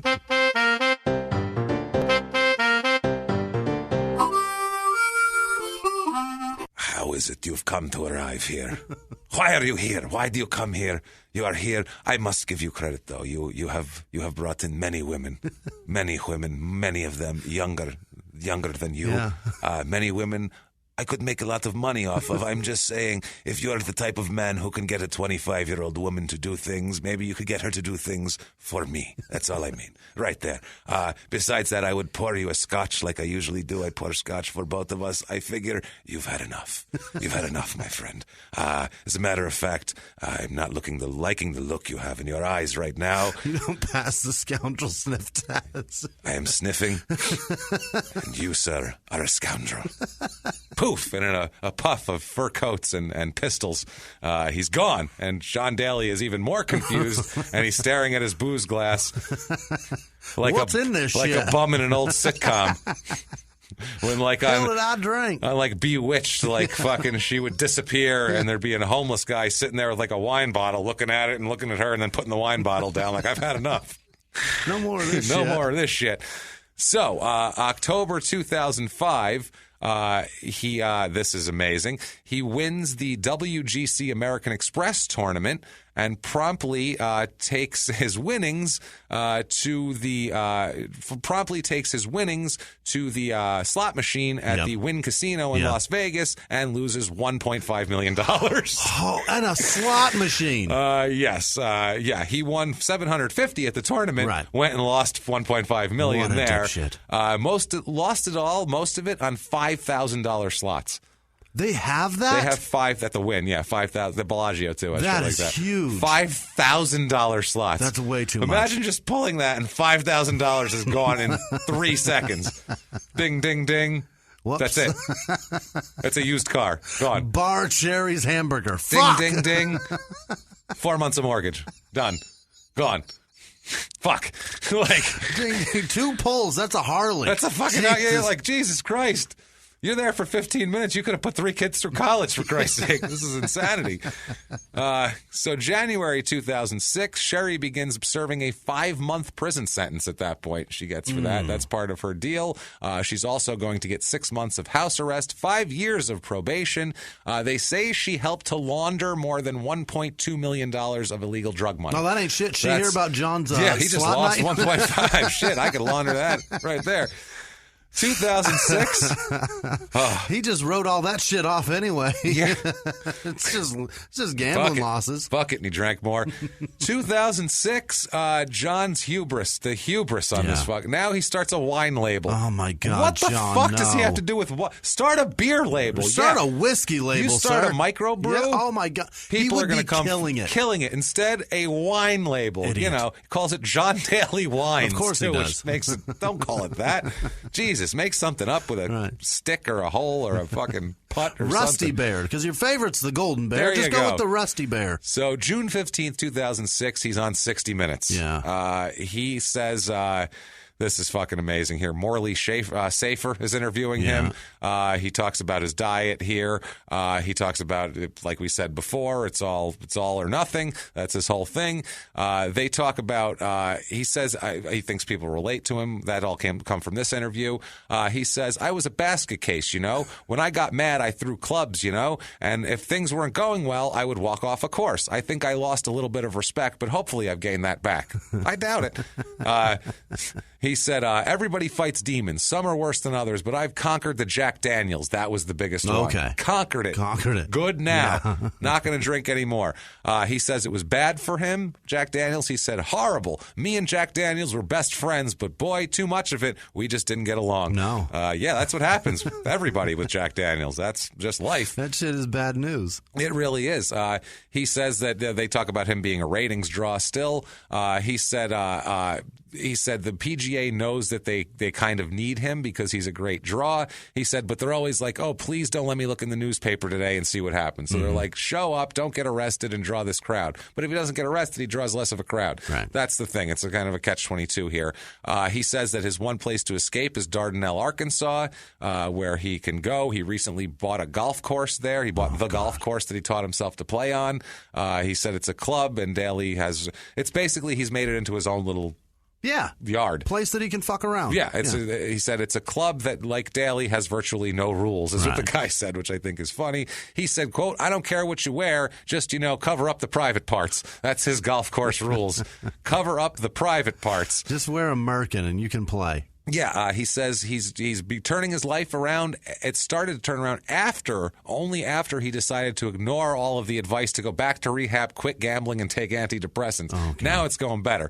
He said, quote, I took myself off all this medication I was on, the doctors were putting me on, prescribing, you got to do this, you got to do that. Right. And I looked in the mirror one day and I said, one thing you got to do, John, let's take care of John for now. He said, I used to look in the mirror and flip myself off. Now I can look in the mirror and say, hey, you're all right. You're all right today, man, which is hilarious. Him just going, you're all right. And then he goes out and loses $1.5 million in a sitting. Jesus Christ. He said what he found was he could not or would not, he doesn't know yet, but he couldn't or wouldn't give up alcohol and gambling. He says he's lost another multi-million-dollar endorsement deal as a result, but he claims he's trying to learn from his mistakes. Mm-hmm. He said, I've lost a ton of money in the middle 90s, which is more than that. Yeah. They said how much? He said in the millions. Later on, we find out exactly how much, not in this interview. He claims in a 15-year period, he lost between $50 and $60 million. Gambling. In gambling. Oh, my God. 50 and 60 million. So you think he's Charles Barkley? Barkley said he lost 20. That's nothing compared to 50 to John, 60. John, I got news for you. You're not good at gambling. Holy shit. You are really bad at gambling. Wow. They asked him, why are you so unlucky in love? And he said, quote, I don't know. I think it's a two-way street. It's 50-50. It's a tough life. It's not as glamorous as people think it is. It's a lot of traveling. Tons of traveling. Also, I marry psychopaths. Did I mention that? Liars, psychos. Convicted fucking felon, things like that. Then he also says, or they ask him, there's a lot of temptations on the tour, a lot of groupies, right? And he says, just tons of temptations in life, period. Then he says... Unlucky in love. He lost $60 million. $60 million. I would say you're unlucky in gambling. Right. Yeah. Then he says, this interview was done while his wife was still in jail. Mm-hmm. He says, quote, well, I've never given up sex. I mean, it's been very difficult where my wife is right now. I mean, I've got to wait 5 months. I mean, I'm a nympho. I'm not scared to say it. I'm a nympho. So he's like, that's so gross. He's like, I'm fucking everything I can. That's still so here. Gross. Yeah. Holy shit. If you look at his body and then hear him say, I'm a nympho. Jesus Christ, man. Fucking nuts, right? I'm a nympho, man. I can't help it. I don't think I've ever heard a man. I gotta be fucking. I just gotta be. I like to rest my belly atop a lady and thrust. That's what I like to do. So I like to flop my potato sack right on top, right up on them cheeks. So, Jesus Christ. He says later on about gambling. Oh, John, that's gross. He said, quote, we went through all my tax records to find out how much I lost because I really didn't know, and it just came to that. I was shocked. I thought it may have been 20 to 25 million, but I had no idea it was 50 to 50 or 55 to 57 million. Holy it's crazy. Fuck. He said he would regularly play 7 hands of blackjack at the same time, each for up to $15,000. Wow. So he'd have over $100,000 on the table at once. He said he also frequented the $5,000 a pull slot machines, and he said sometimes he'd stay at the tables for up to 2 days straight. Jesus. He said, quote, I love the action. I love the adrenaline going on in there. Now, if I gamble, I play the $25 slots. If I hit something, I might move up to $100, but I don't know. I don't do what I used to anymore. No. And that'll never escalate, I'm sure, back up to that again, because it's not like gambling's a fucking addiction that escalates that. That's like saying I just have a few beers and a couple of Jack Daniels, and I don't think that'll ever escalate to me having 15 of them. Yeah. He says that he does not have any remorse or regret about this.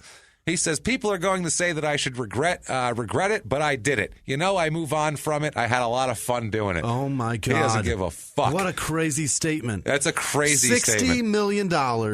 And he had fun doing it. And he had fun doing it. I mean, Jesus, I could think of a lot of shit you could buy for $60 million. I'd have that would have a lot more fun. Yeah. You could have so much fun for the rest of your life. Forever. If you just don't gamble it, give it away.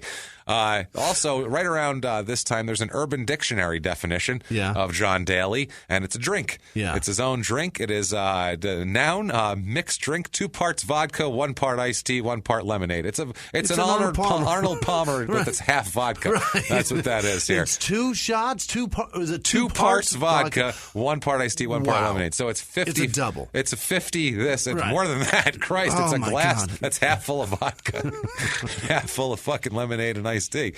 Oh, my God. That is an Arnold Palmer that will make you shit your pants. That will make you fucking go blind. Horrible. Oh, my God. Daly's last tour victory came in San Diego in 2004, which got him a 2-year playing exemption where he'd just always qualify for these tournaments. After 2006, though, his career began to fall apart. He had trouble making cuts because now he's got to make the cuts, and he had trouble staying on tour. He was earning entries through past champion status and numerous sponsor invitations because they want him there so people will watch. Right. Daly, this is a weird fact, is the only man from either Europe or the United States to win 2 major golf championships but never participate in the Ryder Cup, which is the international tournament. Really fucking, that's the only man in history. I don't know if it's like that now, but I think it is still. October 17, 2006, Sherry files for divorce from him. Daly files also a day later. John does. Well, I don't understand that. It's because he doesn't want to be the defendant in the case. He's like, I'd rather be the petitioner. And then a month later, he said, the divorce is on hold. We're not sure yet. We might be back together here.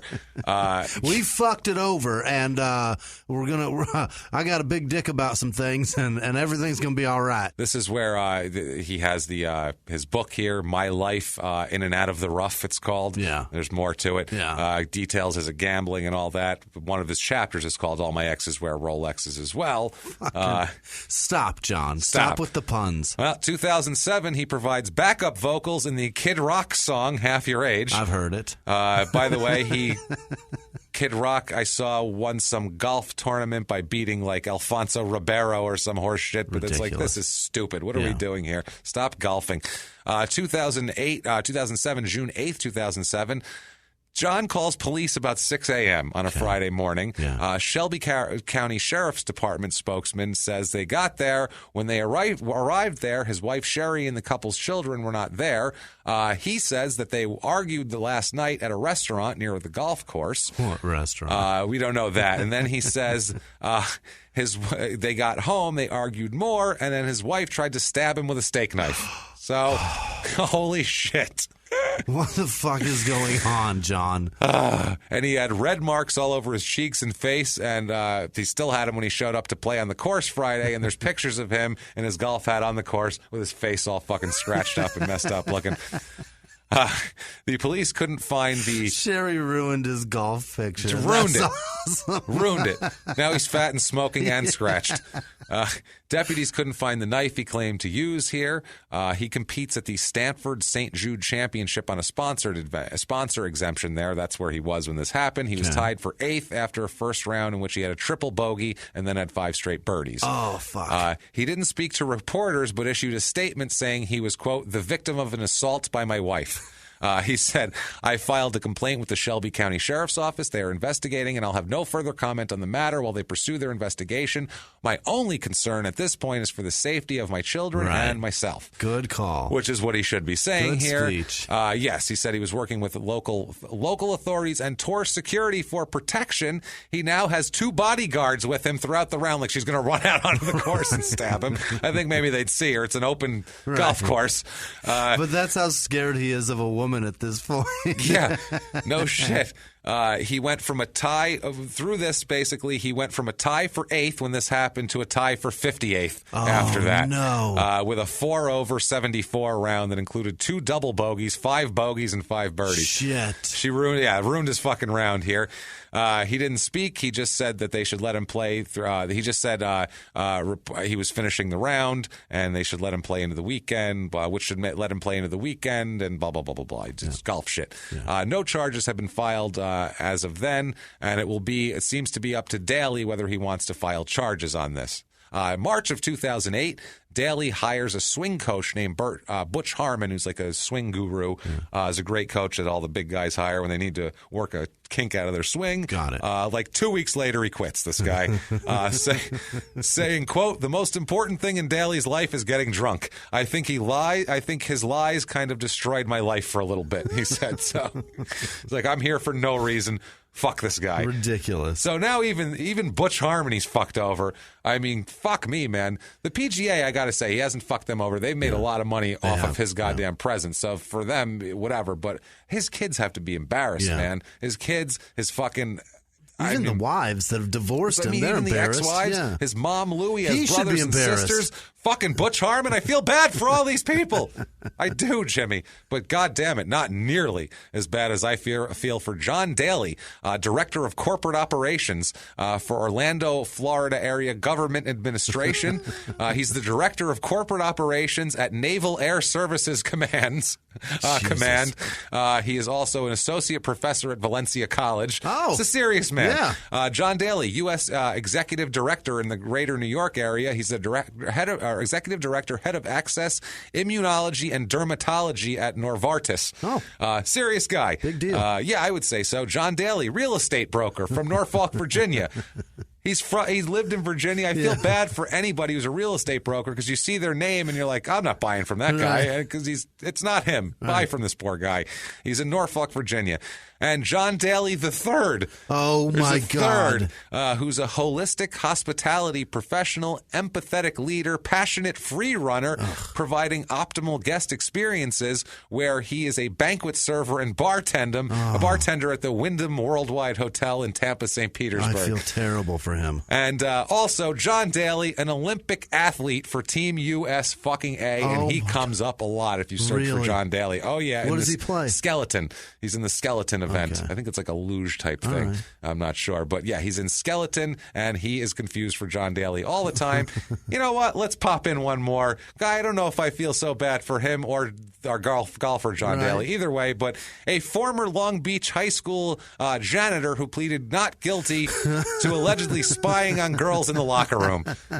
They arrested 33-year-old John Daly, who faces 3 counts of endangering the welfare of a child at his Long Beach home. Authorities say 3 girls ages 10 to 12 who were at school for a swim meet noticed Daly watching them undress from a hallway in the locker room. Jesus Christ. I think that's the first time you found one way worse than our actual scumbag. Yeah. Oh, no, the one guy stole from Little League, I remember. That was worse than Edwin Valero. This is I guess he nasty. killed a woman. So death is, that's worse than anything John Daly did here. Way worse. May 5th, 2008, John is filmed golfing shirtless for some reason. Gross. It's still on YouTube. So gross. He's out on a course. He's with a reporter hanging out, and he just takes his shirt off because it's hot. Stop it, John. 2008, he gets Buick Open. He gets in trouble by the PGA for hitting a ball off a beer can that Kid Rock gave him. Kid Rock gave him a beer. He downed it and then hit a ball off the top of the can. He used it as the tee. You're not allowed to do that. Not allowed to do that at all. October 26th. That's fucking amazing, though. Incredible, That's right? so awesome. It's like, what are you doing? What, sir? I need to ask you what you're doing. Is that a Coors Light? What are you, sir? No. What are you doing? God, man. What are you doing? Now, October 26th, 2008, he has no golf on his schedule. He says that he went to North Carolina to have fun with some friends, which right away, there's trouble. You're like, oh boy, what his version of fun. Yikes. He ends up being held overnight in a North Carolina jail after he's found passed out at a Hooters restaurant. He passed out there. Now, inside or outside? Both. All right. Now, Hooters is a sponsor of his, not the PGA. A personal sponsor of his is Hooters. Police officers were called to the Hooters at 120 Haynes Square Circle in Winston-Salem, North Carolina, at 2:17 a.m. Sunday morning. Oh, my God. Wow. They arrived there. Daly, who had passed out at the restaurant, was being treated by emergency medical workers. He refused to go to the hospital.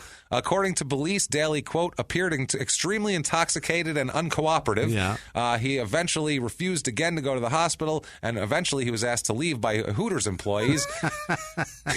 And he couldn't, he said. And they said he had no transportation there. So police held him in custody at a local jail until he sobered up. He was photographed by the police, and he's never charged with a crime, but he gets a great mugshot. Yeah. He looks fucking hammered in this mugshot. Hammered. And we'll find out his explanation of it, but he looks hammered. He ends up getting a 6-month suspension from the PGA at that point, and the tour also fines him $10,000 and requires him to participate in an inpatient alcohol treatment program. Oh, boy. He has an explanation of what this is. He says, in their own words, quote, nothing is going right in my life right now. I'm going through a hell of a divorce. I haven't seen my son. It was an unfortunate incident, but it's a joke what people are saying. I take full responsibility for what happened, but it wasn't that big of a deal. He said a girl in tiny fucking orange shorts asked you to leave. Jesus, man. He said it could have been avoided if his friends had realized that he tends to sleep with his eyes open when he's tired. Stressed, and he says when he's tired, stressed, and has been drinking, when you add all these things together, he sleeps with his eyes open. He said the driver of his private bus was parked near Hooters, panicked when he saw Daly, and called the paramedics. He said, oh my God, he's dead, and called the paramedics. He said, if I had seen someone like that, I probably would have done the same thing. They were only trying to protect me. But he says that he wasn't arrested. The restaurant closed more than an hour before police arrived, so he was still sitting there all comatose. He says, quote, the thing I want people to know is when I called my girlfriend at 11:30 a.m., I was going back to the bus to go to sleep. I'm not going to say I wasn't drunk, but I did have a few drinks. I said to them, I'm tired, I'm drunk, I'm going to bed. Daly said his friends woke him up at about 2 a.m. The bus driver called 911 because my eyes were open. I said, what's going on? He said, we thought you were dead. Anyone who knows me knows when I'm tired, I sleep with my eyes open. Okay? Anybody who knows me. They know it takes me a while to wake up. He said he didn't want to go to the hotel, but he wanted someone sober to be with him. That's when he was introduced to a North Carolina law called Assistance to Intoxicated Persons. The police people said it's like a public service. The person is taken into our custody for their own welfare due to impairment or intoxication. It's not a criminal offense. Right. It's like the drunk in Mayberry that they lock up. Hey, you feeling better this morning? All right, there you go. Same thing. He says, quote, the picture looks like I'm drunk. I wasn't drunk when they took the picture. The picture people are seeing is me half asleep and fucking drunk. You got to see it. At this point, his endorsements are dropping off. He fears his sponsorship with Hooters could be in jeopardy now because they don't want him in his restaurants. He said the world perceives that I passed out at Hooters and that I was thrown out of Hooters. I was asleep on the bus. I didn't pass out at Hooters. He was in the parking lot, not inside. He said, I've never had an incident at Hooters. I hate that their name is brought into it this way. You don't want to besmirch the good name of Hooters. Now, come on. The good name of Hooters who exploits women's bodies. Jesus Christ. And it's named after a slang term for tits. For tits. He said they'll probably have to terminate me because of the negative publicity. Right. Unlike calling your restaurant tits. Meanwhile, he's looking for a place to play next year. He's thinking about Europe. His agent at SFX Sports said he's looking at his options. In Europe, he's always enjoyed playing over there. I think he would be welcomed warmly by the European tour. Because they drink like a motherfucker. They love it, too. He says, quote, just tell my true fans that I love them. If they give up on me, I'll understand, but I've still got to play golf. I've still got to earn a living. I'm not sure I'll ever be back where I was, but I'm going to keep trying. I doubt you'll be back where you were. I'm sure of it. At that you moment, lost $60 million, man. At that moment, he is currently then, number 774th in the world. It's pretty good. He's ranked. It's Better than me. Yeah. 2009 at the Masters in Augusta. Daly is not playing in the tournament. He's instead selling souvenirs across the street from the course out of his fucking RV. Oh, my God. There's an article which is hilarious. I'll just read right from the article because I had to copy it word for word because it's funny. The RV is parked at National Hills, a collection of stores across the street from Augusta National Golf Club. Daly could easily could drive a ball from where he stands onto the club property, and he'd probably hit a Lexus. John Daly is diminished. I walked to his customized RV late Thursday morning, in front of which is a long table full of autographed Daly paraphernalia. A man stands behind the table. Is John Daly here? The man nods to his left. Standing 5 feet away with a cigarette between his lips and a hog's cap pulled low on his head is Daly. I didn't even recognize him. Daly tells him, I've lost 40 pounds. He said, how? And Daly says, lap band surgery. That'll do it. 7 weeks ago, he had an adjustable lap band put in, and it said this will limit his intake of food. John says, quote, I was 280, biggest I've ever been. I need to get down to 190. Okay. That's a long way to go. Yeah. He said, quote, some guy was here. He said, you're not John Daly. John Daly's 6'5" and 300 pounds, and he's in rehab. And so he said, no, I am. They said at this point, I love when articles put little details that are supposed to be like, I'm a good writer, but it's just kind of funny and also telling. He says, quote, Daly holds a cigarette between his index and middle finger, lets it drift to the ground, steps on it, and lights another. Just say he's chain smoking. Thank you. Stop it. You're not. If you wanted to write fucking novels, you should have wrote fucking novels and not for Sports Illustrated, you asshole. I hate that shit. Holds a cigarette between his middle and forefinger. Lets it drift to the ground. He stamped it out and lit another one. Yep. He says, quote, I can't gamble anymore, so I still got smoking. Yeah. It won't cost you $60 million. He says he's seeing a therapist. He says that he doesn't care that the perception is he wasted all of his talent. He says, I miss going. Talent. James, he wasted his talent. He wasted his fucking money. He wasted his money. What he wasted. Yeah, more than that. What is he talking about? You didn't waste your talent. You used it and earned like a motherfucker. Fuck, man. And then you wasted that. Then you pissed that away. Right. He says he'll compete in the Spanish Open this month and may be eligible to return to the PGA Tour in May, depending on his suspension. He says, quote, I've been practicing. Yeah. That's good. That's very good. He says a customer asked Daly if he really signed all the shirts and caps and posters, and he says, I signed them all today. He's trying to be a good writer. It's so fucking annoying. Jesus Christ. So there's a woman here. He said there's a tall woman with dark hair and ornate sunglasses who takes his $20 and puts it in a rubber purse. I ask her, the reporter says, I ask her name and what she does for Daly. She says, I can't tell you.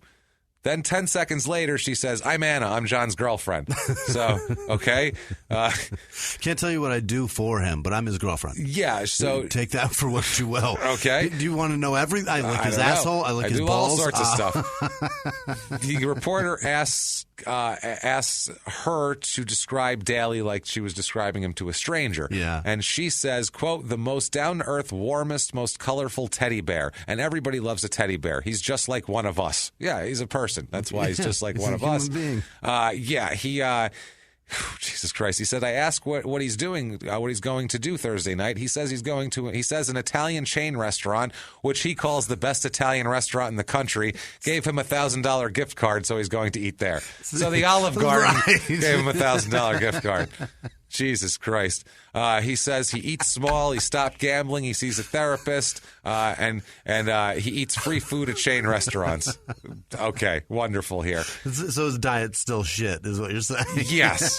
Now, his girlfriend here, Anna Kladakis, she has experience with chain restaurants because she was, before him, was seeing Chris T. Sullivan, who's the founder and chairman of the Outback Steakhouse chain. Right. So she became pregnant with their daughter. She has a daughter with him. Oh, boy. She is hella paid. Oh, yeah. Out of wedlock and fought for a reasonable settlement with him. Let's find out what that was. 17 Outbacks? Yeah, you have 3 Outbacks. She tried to get $186,922 for the first year of Charista is the kid's name. Oh, that's a fucking awful name. She said that Sullivan hadn't even seen the child at that point for a year. He didn't even see his kid. Dickhead. And agreed to pay $5,000 a month in temporary supports. So they called any demands for more money ludicrous. What an asshole. Yeah, he's an asshole. He owns the fucking huge restaurant chain. That guy's a fucking jerk. Later on, though, it's reported later that year that he agrees to pay her $7,500 a month until Charista turns 18. He had at this point an estimated net worth of $153 million. Right. He can eat assholes. He can fucking afford it. Don't eat another bloomin' onion. No, that fuck that cocksucker. guy. Fuck that guy and his stupid shit. What an ass. 2010, publisher Oxygen Games releases John Daly's Pro Stroke Golf, which is a terrible name. Pro Stroke? Sounds like I can jerk it with the best of them. It's for Xbox 360, PS3, and PC. In the game, Daly is the instructor as well as the opponent for the players. It's 12 courses modeled after real-world courses. They're locked at the outset. You got to unlock them, blah, blah, blah. Unlocking a course allows the player to play against Daly and other players. March 1st, 2010, a secret personnel dossier that the tour has kept on Daly since 1991 becomes public. Yes. This is because he sued that publisher. Yeah. Now, this went back and forth, and finally there was a judgment for the paper, and he failed to appeal this judgment, so everything became public out of this thing because this all had to be... Because basically, they got to subpoena this to prove that maybe he does fail a sniff test on the scoundrel. So they get this entire dossier that otherwise the PGA keeps secret. This is all of his infractions. It is 456 pages. Pages. Not words. 456 fucking pages. It's a book. And was entered in court as record as part of the legal battle there. Amazing. By the way, he ended up having to pay that publisher $300,000 for their attorney's fees and everything else. The stats... Don't sue people, John. Don't do it. Especially if you're wrong. It's cheaper than gambling, yes. It is. But maybe he thought, gambling. hey, that was 4 years, only cost me $300,000. Christ. The stats on this are 5 tour suspensions, 6 times put on probation, 11 citations for conduct unbecoming a professional, 21 citations for failure to give best efforts, and nearly $100,000 in fines. They've ordered him to go to rehab or counseling for alcohol 7 times. Once disciplined him for hitting the golf shots, like we talked about. Also cited him for alcohol-fueled misconduct, such as the trashing of a room at Sawgrass Marriott the week of the 97 Players Championship, which resulted in $5,000 fine and $1,500 in damages, improper withdrawals from events, missed starting times, and antics such as being filmed at the opening of a course in which he plays wearing no shirt or shoes. Like I told you, that is one of those. And make no mistake, if he was still good enough to play golf, he'd still be playing. He'd still fucking by the be way, playing. he's still playing golf. We'll get to that.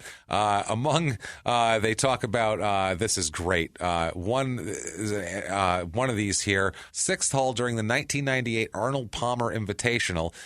he gets super mad at his score, so he just takes 6 straight balls and on purpose hits them into the water hazard. Just takes 6 balls and just jumps them in. Just fucking shoots them into the water hazard. Bang, bang, bang.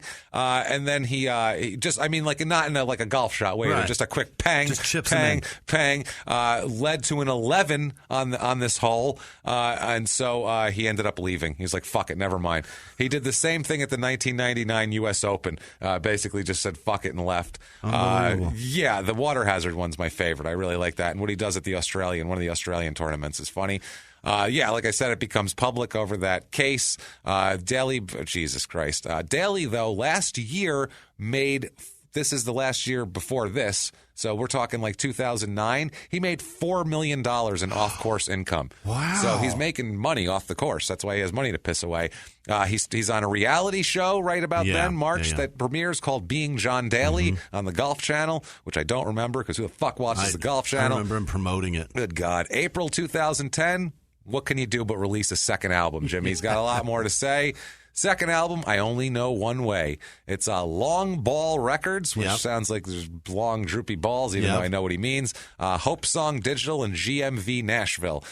He wrote and co-wrote 8 tracks on the album, like I said here. He said about his music, the album itself is really my life. All the songs have meaning. Most of the record is happening or has happened in my life. I hope people can relate to some of the troubles I've had along the way. Everyone around the world has problems, and I want to connect with those people. So he puts out Song List, guys. I remember this album because he was promoting it heavily, and it was hysterical. Go on. Hey, fucking Is there Song one called List? Grip It and Rip It? Let's find out. All right. Hit It Hard. Yep. Blue Collar Golfer. Yep. Only Know One Way, which the title of the album is I Only Know One Way. That's the title track. And the track is Only Know One Way, so I don't know what's up with there. All I Know, Lonely as a Man Could Be, Big John, knocking on heaven's door again. So might as well put that one out there again. The Canvas, Wrong Directions, God Sent a Woman, and Lost Soul. Damn it, no Grip It and Rip It. And there's no 27-minute track on this one, so I don't know what he's thinking there. No Grip It and Rip It. Right. I think that's just a T-shirt that he probably has. 2011, Sherry releases a book. Oh boy, God. It's called Teed Off, My Life as a Player's Wife on the PGA Tour. Jesus.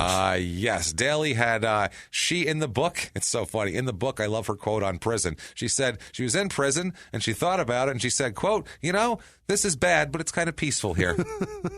That means you're a psycho. She liked it. She liked it. She delves into his problems with drinking, gambling, sex with all sorts of groupies, as well as his anger management that she said sometimes resulted in verbal and physical abuse. Some of these that she said were documented and some not documented. She claims at this point, and John backs this up, she claims that there's a time John's father, in a drunken stupor while she was there, pulled a gun on John and his brother and aimed it at John's face. And then when the brother jumped in to fucking knock it away, it went off and fired a fucking shot into the wall as it was pulled away from him, which is goddamn nuts. He says about this incident, in 2001, right before my mom died, my dad pulled a gun on me. Luckily, my brother was there to save him shooting me. He was drunk, and that's a nightmare I'll never forget. No kidding. Yeah, you have a drunk, angry lunatic who's been beating you up his whole life. Now he's going to shoot you, for Christ's sake. Fuck. She describes a shopping spree she had with Amy Campbell, who's the wife of Chad Campbell, who's a tour player. She said, this is just like an insight into the life of a tour wife here, I find interesting. She said, quote, we had the limo take us to the mall and retail marathon began. We were having the day of our life, just shopping and shopping without pause. We went to Versace. We went to Chanel. That was the first time I ever bought a $5,500 bag. It was hot pink, of course, of all colors. By the time we were done, we had bags and bags of stuff. That sounds terrible. Who lives like that? That Fuck sounds that terrible. day. I would feel horrible about myself. That's a horrible day. She also says that John has 3 distinct personalities. She says there's John, the charming, fun guy she first fell in love with, Johnny, an apologetic figure who would sometimes curl up into a fetal position and beg for forgiveness after a night of misbehaving, and JD, the party animal who's destructive and wild enough to do everything. Oh, my God. Yeah. And that's why he drinks Jack Daniels, because they call that stuff JD. Yeah. He tells... Yeah, no, exactly. Mm-hmm. He tells he and her both tell the same tale, basically. This is how he says that he threw a bunch of cash away in order to teach his wife, Sherry, a lesson. She backs this up. He says... Go on. I'm fascinated. He says, well, fuck it, let's do it in their own words here. In their own words. Quote, I won like $55,000 in the casino, and I said to Sherry, if you're going to yell and scream at me about this, I threw it over the bridge going over to Memphis from Arkansas. He threw the money out of the car window. He said, I threw all the money out the car window and said, you know what? If you want that money, you can go find it. But let me tell you something. You don't have a job. You're not working. I'm supporting you. I'm paying all the bills. My buddy then took her to a McDonald's drive-thru and got her 2 cheeseburgers and some French fries and a soda, and it was like, okay, this is how you can live from now on if that's the way you want it. John. That's abusive and not okay to do that. Also, the next time you feel like throwing money over a bridge, I'll send you an address Just to send it to me. Just tell her show her. I sent it to 2 dickheads That'll fucking show her. Make fun of us. Yeah. They talk shit about you, so I paid them for it. Yeah. Wow. What the fuck? She also talks about how unpredictable with John could be in her book. She says after they were in Germany, they came back to their Arkansas house with John's mother, Lou, and some neighbors to see the progress the interior decorators were making on some changes that they had wanted. Yeah. When they discovered the walls of the kitchen had been painted the wrong color... Quote, what did he do? So in front of everyone, in front of his own mother, John whipped it out and started peeing all over his own wall. He pissed on the wall in front of his mother because the color was wrong, rather than just tell the guy, hey, wrong color, fix that shit. Holy shit. Now you've got walls that are the wrong color and piss on the floor. And piss. Now you got more problems. November 11th, 2011, he's at the Australian Open. He hits 7 balls into the water on the 11th hole and storms off the golf course. He does it again. Exactly again. Daly was banned from playing in the Australian PGA in 2 weeks after that, and he might not be welcome back. The head of Australian golf said, quote, it's very disappointing for the tournament that he has treated the championship this way. It is a bit of a habit for him. So fuck that guy. Yeah. He has advice for Tiger Woods. No. John, no. Stop. No. In an interview with TMZ Sports, he said that it will all be forgotten and Tiger can get himself back on track and back. That's not true, though. No. Daly was always he's different than Tiger. Tiger was a perfect guy. Right. So if you're a perfect guy, you can never fuck up because once you fuck up once, you're forever tarnished. If you're perfect because you were so fucking perfect. Right. If you if you are already suspended from the tournament before you even win your first tournament, you're known as the fuck up. Right. So then anytime you don't fuck up, it's praiseworthy. Right. Nobody you're expects amazing, you. Right. and everyone will forgive you. But if you're Mr. Perfect, you can't fuck up at all. It's like going to college and having an engineering degree and you're homeless. It's like people expect. I've never stepped foot in a college when my rent and mortgage and car payment are all on time. People fucking lose their minds. That's amazing. Good for you. Incredible. We don't expect you to succeed, John. That's what I mean. We expect Tiger to succeed because he was trained for it his whole goddamn life. Born and bred into this shit. He says to Tiger, get back on the golf course, man. This stuff will pass. It always does. Hey, it proves he's human. He's one of us, baby. I love him. So, okay. He's one of us. What, he bangs whores constantly? Yeah, that's one of us. And apparently likes to drink. 2014, he wins the Baco Classic. In Europe, it's sanctioned by the PGA of Europe. Who the fuck knows? October 2014, Daly signs an endorsement deal with Rock Bottom Golf, who's a discount golf retailer. That sounds terrible. He also has a company which designs golf courses called JD's Designs, including Sevillano Links at Rolling Hills Casino in Corning, California. It's really weird here. It was actually named Best New Golf Course by Golf Week magazine. How about that? Other golf courses he helped design, Wicked Stick Golf Links in Myrtle Beach, Blarney Golf Resort in County Cork, Ireland, Thundering Waters Golf Resort in Niagara Falls, Ontario, Murder Rock Golf Resort in Branson, Missouri. That sounds rad. That's cool. We need to go there. And the Lion's Den in Dardanelle, Arkansas, which is his. He didn't really design it. It's just his deal there. So, I mean, he's actually successful at that. So, I mean, off the course, he's successful at everything he fucking touches. It's weird. Now, well, it's because he has a team of people involved in that for sure. He's not doing that all by himself. No, when you have a team of people, when you have a team of people, going to fucking design a golf course? Exactly. He just said, "I want the fairway longer," and they're like, "Okay, John," and they draw it up. He doesn't fucking know what he's doing. But when it's all on his shoulders on the golf course, it can be over in a second. That's the thing. And when he's in a casino, it's all on him to make the decisions. It all fucking $60 million. Yeah. It all goes away. When you got a team, it'll be fine. It'll put it but together. When it's Him on at John's, the table. Oh boy. Bad. Don't do it. December 6, 2014, he announces that he's now engaged to Anna Klodakis. So he's going to get, again, holy shit. She's going to have some problems, not with him, but with Sherry in a minute, too. And we'll talk he's about smart. that. He just latched on to somebody that has... He just keeps latching on to whatever's close. $7,500 a month. Yeah, perfect. Yeah, just in case. Got that Outback money coming in. Yeah, boy, no rules, money. just right. So March 11, 2015, he talks more shit about the PGA drug testing policies. He says that he knew exactly when he'd be tested this week when he's playing, even though it's supposed to be random. He said, I'm going to play at 1:50 on Friday, so they're going to test me about 6:52, 7 o'clock, which is very exact.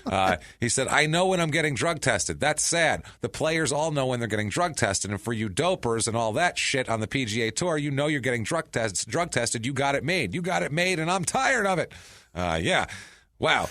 Then he calls out PGA Tour Commissioner Tim Fincham and Chief of Operations Andy Pazder and says, Andy Pazder, if you listen to this show, you and Tim Fincham, get off your ass and get it right. You know, I'm tired of it because it has to be random. This is bullshit. And I'm sorry. Fine me. I don't care what you do. Fine me, but do it randomly.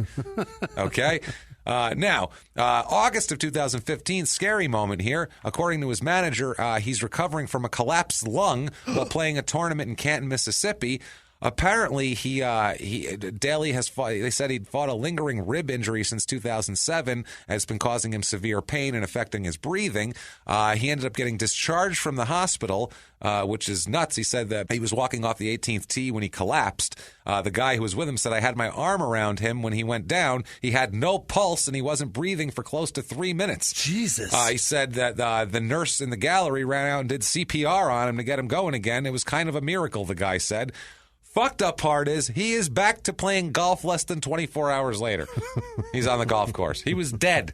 He died, and he's like, I got golf tomorrow. He's like our dude in Nashville. Holy shit. Yeah, he's like that guy.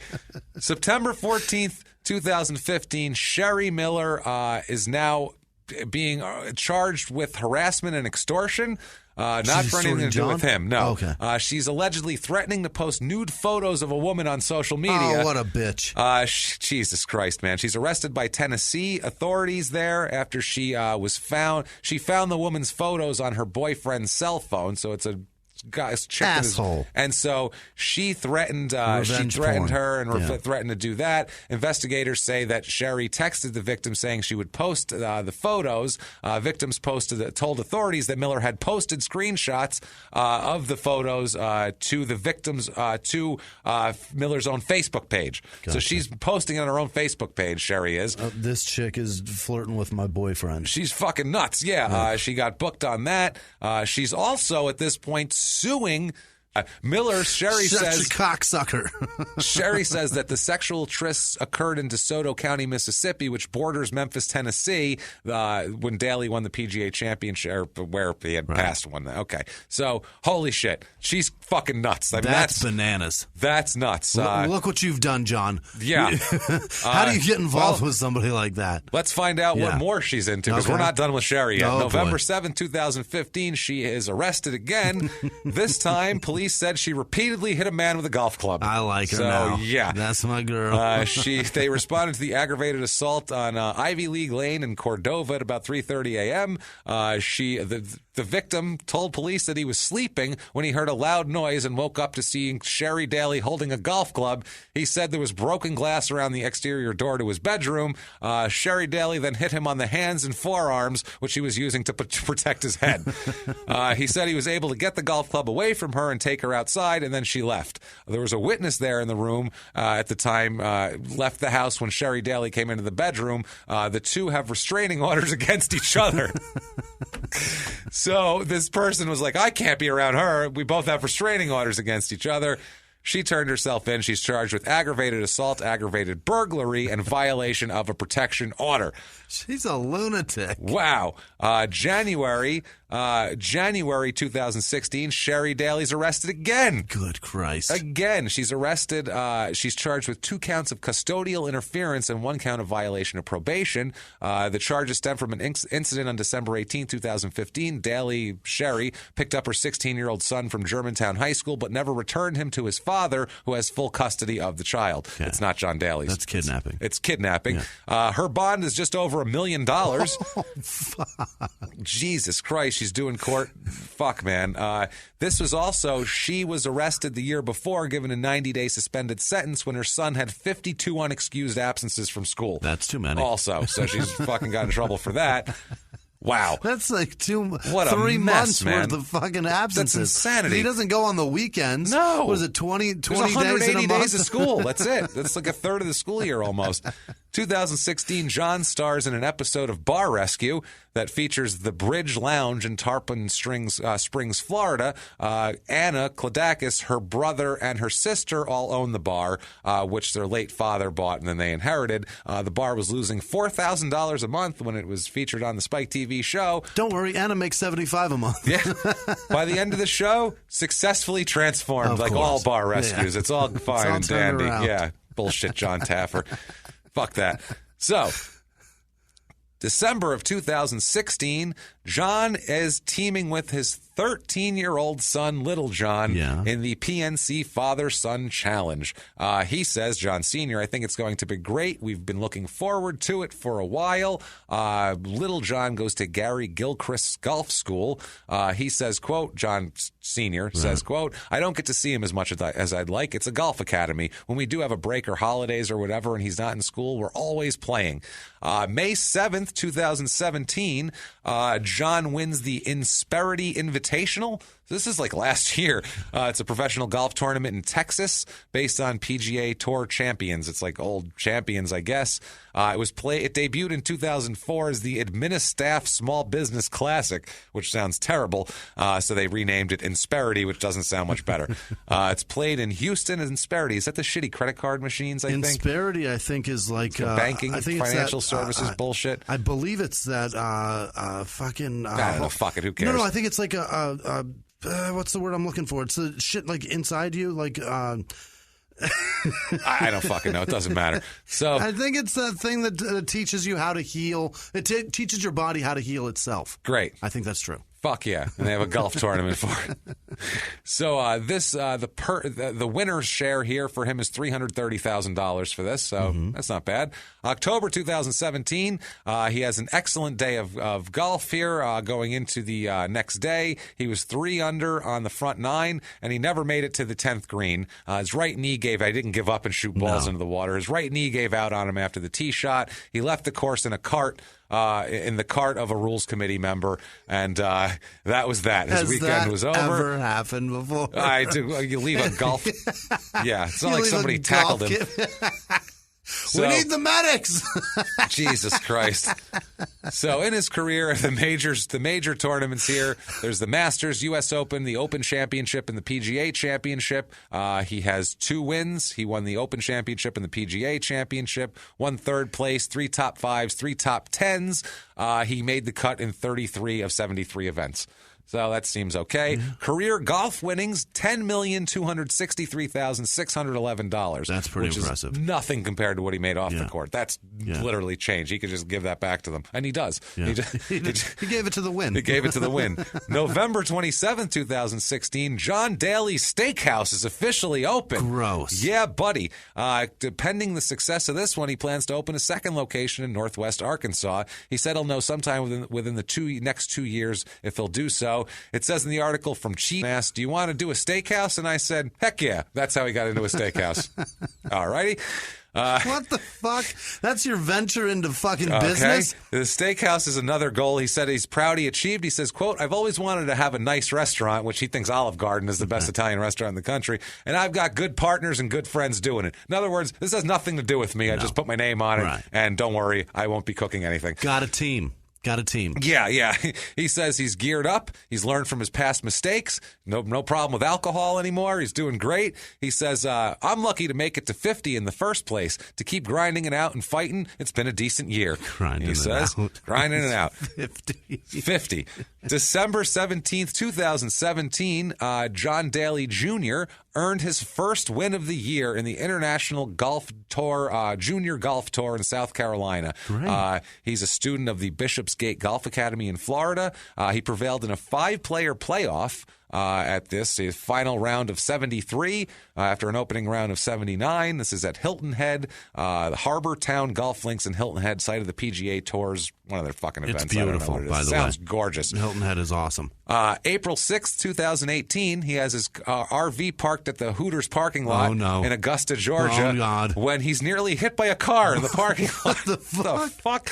Yeah. Did he fall asleep standing up with his eyes open again? Well, his vehicle was hit when a driver tried to make a U-turn, but how do you lose control of a U-turn in a parking lot? And his fiance said, quote, it wailed into the front of the bus. John was standing in front of the bus, and she said John had to dive out of the way. So it almost killed him. He dives out of the way. He says he tweaked his knee a little. It was still recovering while it happened. Medics treated Daly at the site. He had x-rays and MRI plan to assure there was no further damage done. Jesus Christ. At the end here, he talks about how he's taken too much of the blame for his divorces in the past. And, he said changing his mindset there altered his life. But still, that's 4 failed marriages, he said. Why did he have so much trouble finding the right women? Was it because he had terrible judgment in women? Let's find out his answer. He says about women, quote, no, I'm like Jesus. My problem is I love them all. He's Jesus, everybody. How did we not realize that? The body of Buddha. He's got too much love to give, guys. That's all it is. Can't get enough John Daly. Oh, boy. Oh, follow John Daly at PGA_John Daly on Twitter. eBay, you can get an autographed golf ball, which is hard for a drunk guy to do, so that's extra. Close one eye. Yeah, the fuck, man. Jesus, it just looks like all just black marker. It's $44.99 plus $3 shipping. That is steep. That's pricey. Or you can get a autographed 8x10 picture of him golfing in Hawaiian pants. Oh boy, which looks ridiculous. Yeah. That is $19.99 plus $9.99 shipping. That's steep too. So again, that's $30 you're going to spend there. You can get his book, My Life in and Out of the Rough: The Truth Behind All That Bullshit You Think You Know About Me. I saved the title for now, so we can leave on a laugh because that's hilarious. I love that so much. The truth behind all that bullshit you hear about all that me. Bullshit. That's awesome. $9.95 at HarperCollins.com. That's a deal. You can go to JohnDaly.com. He's got his website's fully operational. Bunch of grip it and rip it. The fan club, though, is not operational yet. No. I tried to join and said coming soon. I'm like, fuck. I want to see what you get for joining. I'm a fan, John. I wanted an email from John telling me something so I could have read it. It does have his upcoming events, John's Shop, with all his shit on there, etc. Scheduled June 7th through 10th will be at Principal Charity Classic in Des Moines, Iowa. June 21st through 24th will be at the American Family Insurance Championship in Madison, Wisconsin. And June 28th through July 1st, he will be at the U.S. Senior Open in Colorado Springs, Colorado. The Senior Open. You can catch him golfing. I think you have to be 50 to be in the Senior Open. You can buy his albums, My Life and I Only Know One Way. The only one I could find to download is I Only Know One Way is on sale on Amazon. Okay. And it's $8.99 digital, $14.99 for a CD if you wanted that for some reason. They're all on YouTube. They're all on fucking YouTube. It's fine. Although I would like to get the CD and have him autograph it. That would be amazing. Just like our fuck off Jake the Snake autograph, which is great. It's the best one ever. Thank you, Donnie. Thank you. So that, my friends, is John Daly. Yeah. That is a hell of a wild story. Holy shit. That's what I mean. He didn't do it. It's just crazy. It's just one of those stories that needed to be told. It's one of those stories that I knew would be really hard to cobble together. There's so many facts from so many different places that's so long to cobble together. That's a tough one. He's a maniac. He's a maniac. You got to admire his spirit. Yeah. And you got to kind of like the guy. Don't like that he roughed his wife up allegedly there back in the day. But also, that's no excuse, but that was a crazy, drunken, wild party. That's no excuse, obviously. But, I mean, that was also 28 years ago or 27 years ago or something. So I can't hold that against him today because it's not like he was beating up anybody else. I would think that behavior would surface again if it was a real problem for him, especially as much as he drinks. Right. If he wanted to backhand a woman and he's that drunk, he'd be backhanding fucking women left and right all over the place. Although that's the one thing that he could do that he couldn't come back from, I feel like. I'd like to find out if he ever bet on golf. I'm sure he has. Right? I'm sure he had, but he loves the casino because he said he likes the excitement of the whole thing and the being at the table. I don't think betting on a golf game would have the type of adrenaline rush. Such a hillbilly tourist. For him, it's adrenaline. That's what he is. He's a hillbilly tourist with millions and millions and millions of dollars, which is insane. Doing all the touristy shit. That everybody. He would eat at Olive Garden in Times Square. That's him. He'd be like, they got the good Italian restaurant. That's the best one in the country. I'm sure it's the best here in New York City, too, where they know they're Italian food, so it's going to be good. Nah, them little places down there, they say homemade. I don't want no homemade. They don't know how to make things in their home. They know how to make things at the Olive Garden. So, guys, that's John Daly, the insanity of all that. If you like that show, I know what you can do. My idea is to go over to iTunes and give us 5 stars. Tell us you're following instructions or following directions. It does not matter. If you feel the need, the desire to dig deep and do even more and become one of our wonderful, wonderful producers who the sun rises by to us and sets by to us, you can do that very easily by going to patreon.com/crimeinsports. Or heading over to PayPal and using our email address, crimeinsports@gmail.com. And if you want to get a hold of the show, very easy to do that using that email address or at Crime in Sports on Facebook and Twitter as well. Yep. Also, if you want merchandise, if you want T-shirts, if you want to know about upcoming tour things, you want to link to those donations in case you don't remember what I said, you can go to shutupandgivememurder.com. Has the links to everything Crime in Sports and Small Town Murder, everything me and Jimmie. Yes. That is on there. Right there. So without further ado, Jimmie, we need the list. We need the list of the finest people going right now in the world. Jimmie, hit us with that list. Firstly, this week, you guys, thank you so much for all you guys did on Twitter and social media between sharing the WGN thank you guys. Interview. Thanks for all the wishes about my grandmother, too. I appreciate that. Thank you. James' support. Very much. Then, on top of that, hammering away at Audio Boom. You guys did it. You guys got us paid part of our money, which is awesome. We got a little bit over half, and we're almost... We'll take it. Fuck yeah. Absolutely. We had written it off, so... And you guys... exactly. So thank you all for that. Yeah. Laura Murr upped her donation, thanks, and Laura. she's Laura's fantastic. Yeah, she comes our to executive live producers... shows. Right. She fucking came to so many of them. She's very supportive. Amazing. Thanks, Laura. Our executive producers this week are Laura Murr, Chrissy-Ann Castaldi, Samantha Rothwell, Alex Echt, or Eekt. ECHT has to be the hardest last name. That's a tough one. That's you need some vowels in there, buddy. You got to get an I at least somewhere. Something. An A, I don't know.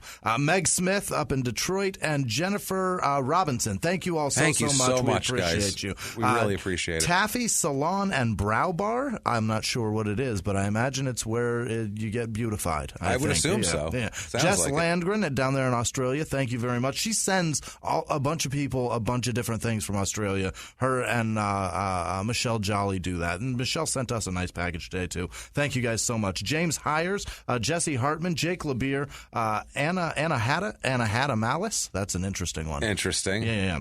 Stephen Mace, which is Doug Mace. I don't know why. Yeah, that's weird. It confuses us every time always. It shows up, it says Stephen Mace, and I'm like, that's Doug. Why is he hiding? That's my Doug. Anyway, Jude Kendall, Sarah Kalin, Alicia Diedrichs, Ryan MacArthur, Tiffany Shute, Sarah Peterson, Kelsey Ruggiero up there in Boston, Under the Sea Fabrics, and Kelsey said that when we come to Boston, she's got you covered. Oh, thank you. Thank you so much. All kind of greenery. Thank you.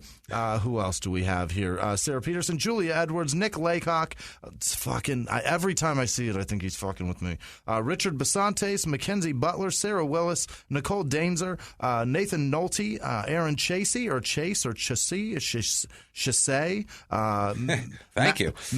Whatever one it is. I'm sure I nailed it somewhere in there. Tammy Renee, Matthew Burlington, Karen Lambiasi, Lisa Paget, Haley Snyder, Brooke Humphrey, Shannon Russell, Lisa Paget, I said that, Victoria Smith, Wendy Starr Brown, David Hadnut. How do I do that every time? It's not right? Is it really had nut? It is, right? Maybe. Probably. Deblo Shen. You never know what could happen to nuts.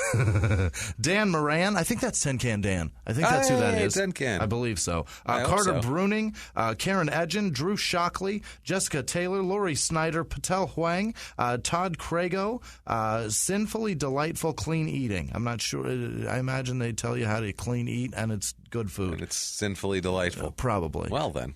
Go give them a shot. Sure. Lee Taylor, Emily Rose, Krista Eiler, C. Mill. I want that to be Meek Mill so bad. I hope his real name is C. Mill. Stephanie Slaza. That's hilarious. Cami Yoakum. Megan Wurzasek. Yes. Absolutely. Jordan Young, Cat Power. Cat Power still helping us out. We Thank love you, Cat. Thanks. You're the best. You are the best. Dustin Coleman, Elizabeth Davis, Stephen Breen, Rhiannon Demings, Savannah Briand, Stephanie Menzies. That's a brutal last name, right? You've been picked on a lot. That's not a tough great. one. You don't want to know, man. That's tough in school. Kate Myers, Marianne Hender, Brandy Ferry, Micaiah, yes. Micaiah Johansson. No, Johannes. God damn it, I was so close. Yeah. Micaiah Johansson. Thank you. Johannes. Fuck. Diana Libman, Bree Ryan up in Montana, Justin Seitz, Antonio Garcia, Michael Moore, Rachel Conover, Harold Lawton. Yes, Harold Lawton. Greg Allison, Vanessa Motto, Shalima Alphys. Yes. Okay, thank you. And then there's Hal Lawton also, Harold and Hal both. Oh, wow. Devin Awesome, Gorman, Lisa. Yeah, the Lawtons are fucking taking care of us. Is Hal short for Harold? It might be. I don't know. I have two names. I'm going with both of them.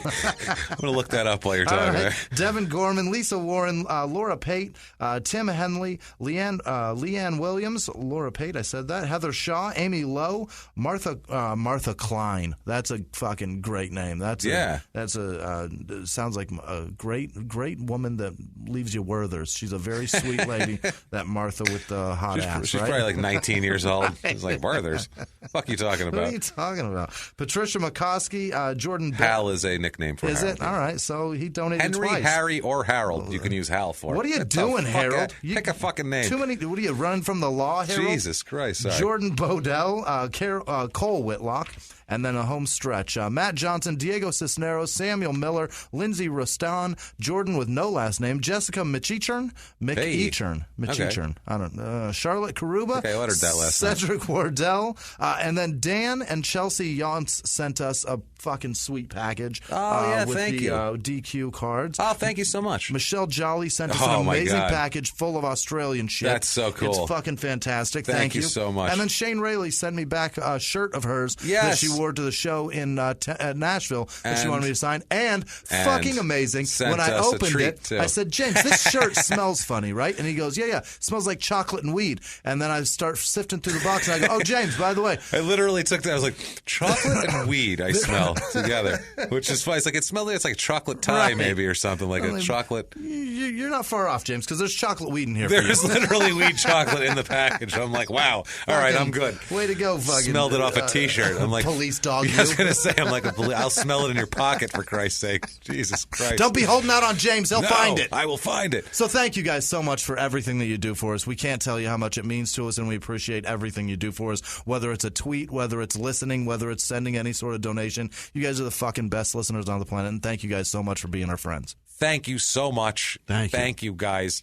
Every dime you guys give us, we're blown away by. We say it all the time, but it doesn't get any less true. Yeah. We're honestly, every time we see a donation, we're like, wow, unbelievable. Even if you get a bunch of them, we're like, unbelievable. It blows our minds It blows our minds like every time John Daly pulls that $5,000 slot wheel and he wins something. That's how we feel if we get $1. Literally. We're like, oh my God, that's amazing. Did you see this? Did you see it? So thank you guys so much for keeping us in business, honestly, and doing all the wonderful things that you you do for us. And what if one of these wonderful people wanted to tell you how wonderful you are? How do they do that? At Whisman Sucks, WHISMAN Sucks on Twitter, Instagram, and Snapchat. John Daly, you will be hearing from me. And I am at Jimmie P is Funny. You can find me there, or just copy and paste my last name from the show description. Don't try to spell it. You will hurt yourself like John Daly trying to punch windows. Trying to drunkenly rearrange the furniture. So that said, guys, thank you so much. Hope you enjoyed. Live from the Crime and Sports Studios. We will see you next week. Bye.